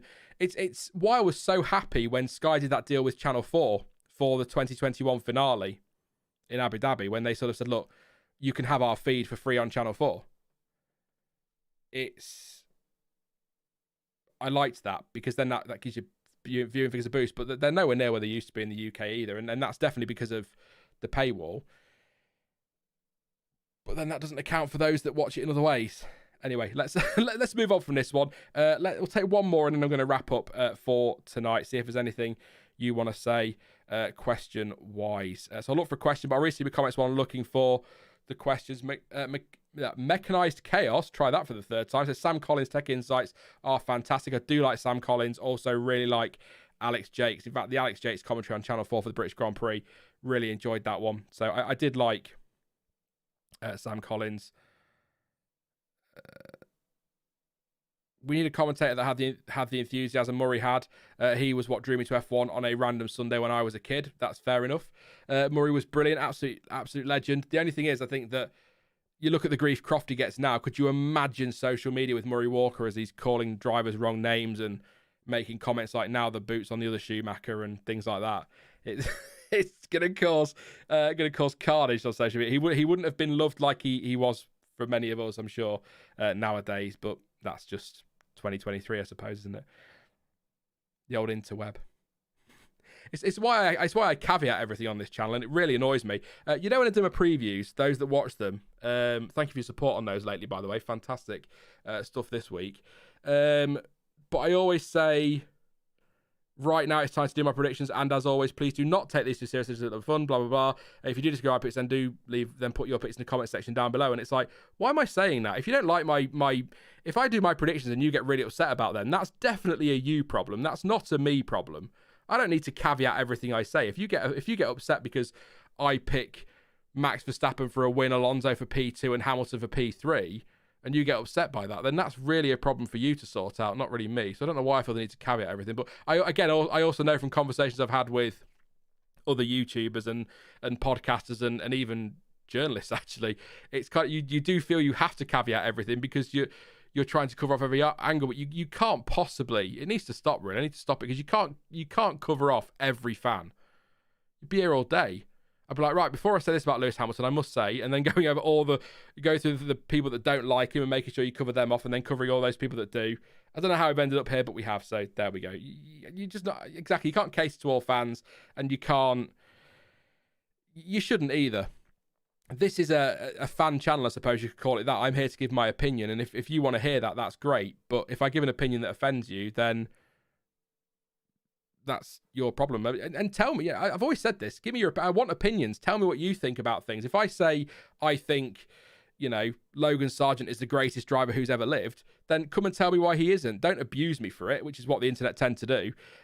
Just come and offer a load of verbal, but just come and say, you're wrong, Sean, because he's not. He clearly isn't. But anyway, prediction, how far ahead would Max finish at Spa? Let's do that then. We'll round off on that. Thank you, Raul. Back on track, and then we'll finish the stream. We are finishing now. So in chat, let me know. I won't read them out, but I'll keep an eye and laugh at some of those that I can see that are quite funny. Exactly, Waldo. Raul says, how far ahead will Max finish at Spa? 50 seconds plus 5 seconds, says Raul. So he's gone 50 seconds with 5 seconds either side. It should really... I mean, look, this is another thing in the previews. I keep saying it. This circuit should really suit Red Bull, like every bloody other track has. So I am going to go with a lower number. I'm going to go 26 seconds. It's still comfortable, but it's closer than some people are predicting, is what I'm going to say. 26 seconds. No, Dell's got a great shout. 0.7 seconds behind the safety car. Finish behind the safety car. That's a good point, yeah. Could happen. It's Spa. You never know.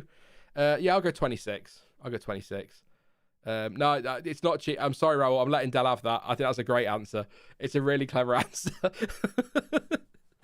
7 seconds, but we'll with a late pit stop to go for fastest lap. That's a good point from Cameron. So maybe a pit stop clear with a few seconds in hand. Pit stop. Yeah. Does anyone think he won't win at Spa? Legitimately, not just for a laugh. Does anybody legitimately think it could be a Norris win or a Piastri win or a Perez win or a Magnussen win? Oh, Magnussen win. I'd love that. K-Mag for the win. Kerbal, I think I saw you chat to somebody before the stream, actually. Says Lando is winning at Spa. So Valentine says if something blows up, maybe. John says if Jinx is a thing, then we have totally voodooed Max's chances. Yeah, I suppose. I am quite a superstitious person, but I don't believe in the Jinx. Crofty put it perfectly in commentary. He said about the Jinx, and he said, these drivers and cars are not listening to us. We have no power. But I totally get what you're saying. He's probably going to retire now, but. Yeah, Perez will win. Got a point to prove. Says,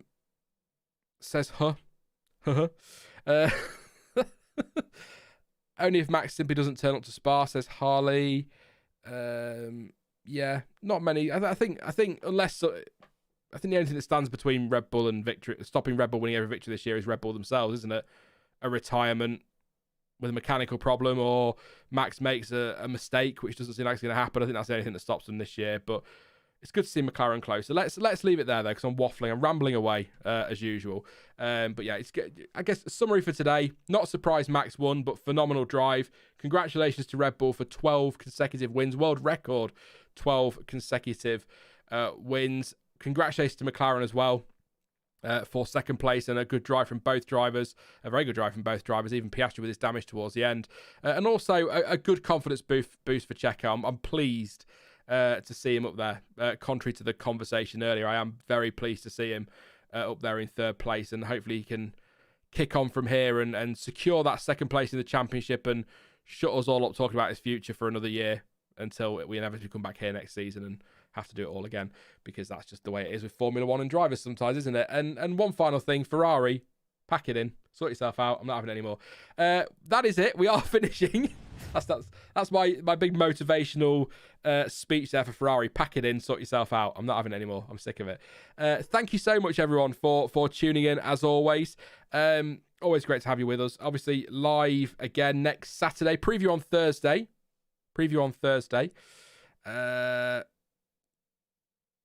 It's Belgium next week. It's because I think it's the summer breaks. We just have Hungary. I'm so lost. Belgium next week. So preview on Thursday, 4 p.m. BST. Live on, I think, I might poll it in the community section. So keep an eye, or let me know later in the comments, or let me know in chat now while I'm rounding off if you want. Do you want the post-quali waffle on Friday evening at 7 p.m, or do you want me to wait until Saturday and do a post-sprint quali double header waffle? That kind of makes sense, actually. We can talk about sprint a bit then, can't we? I'll do that. Forget it. We'll do Saturday. We'll still do Saturday live, 7 p.m. BST. And then on Sunday, we will be live as well with the race reaction. Then it's a summer break, and I'll have to come up with some ideas for videos. I think Saturday makes sense because you've got the sprint as well. I'm not going to do all three because I'm already repeating myself on this one from yesterday. So I'll just be repeating on Saturday what I said Friday and repeating on Sunday what I said Saturday and Friday. So that's a bit much. So yeah, we'll leave it at that one. Please do leave a like before you go. Just under 400 here, 238 likes. So please do leave a like. It doesn't give me any money, but it does give the channel a boost in terms of the algorithm. So that, I guess it does in a way then, helps the channel to keep going. And don't forget as well to subscribe so you don't miss out on any of that next week. But as ever, thank you for watching. I've been Sean. This has been the F1 Word. And until next time, goodbye.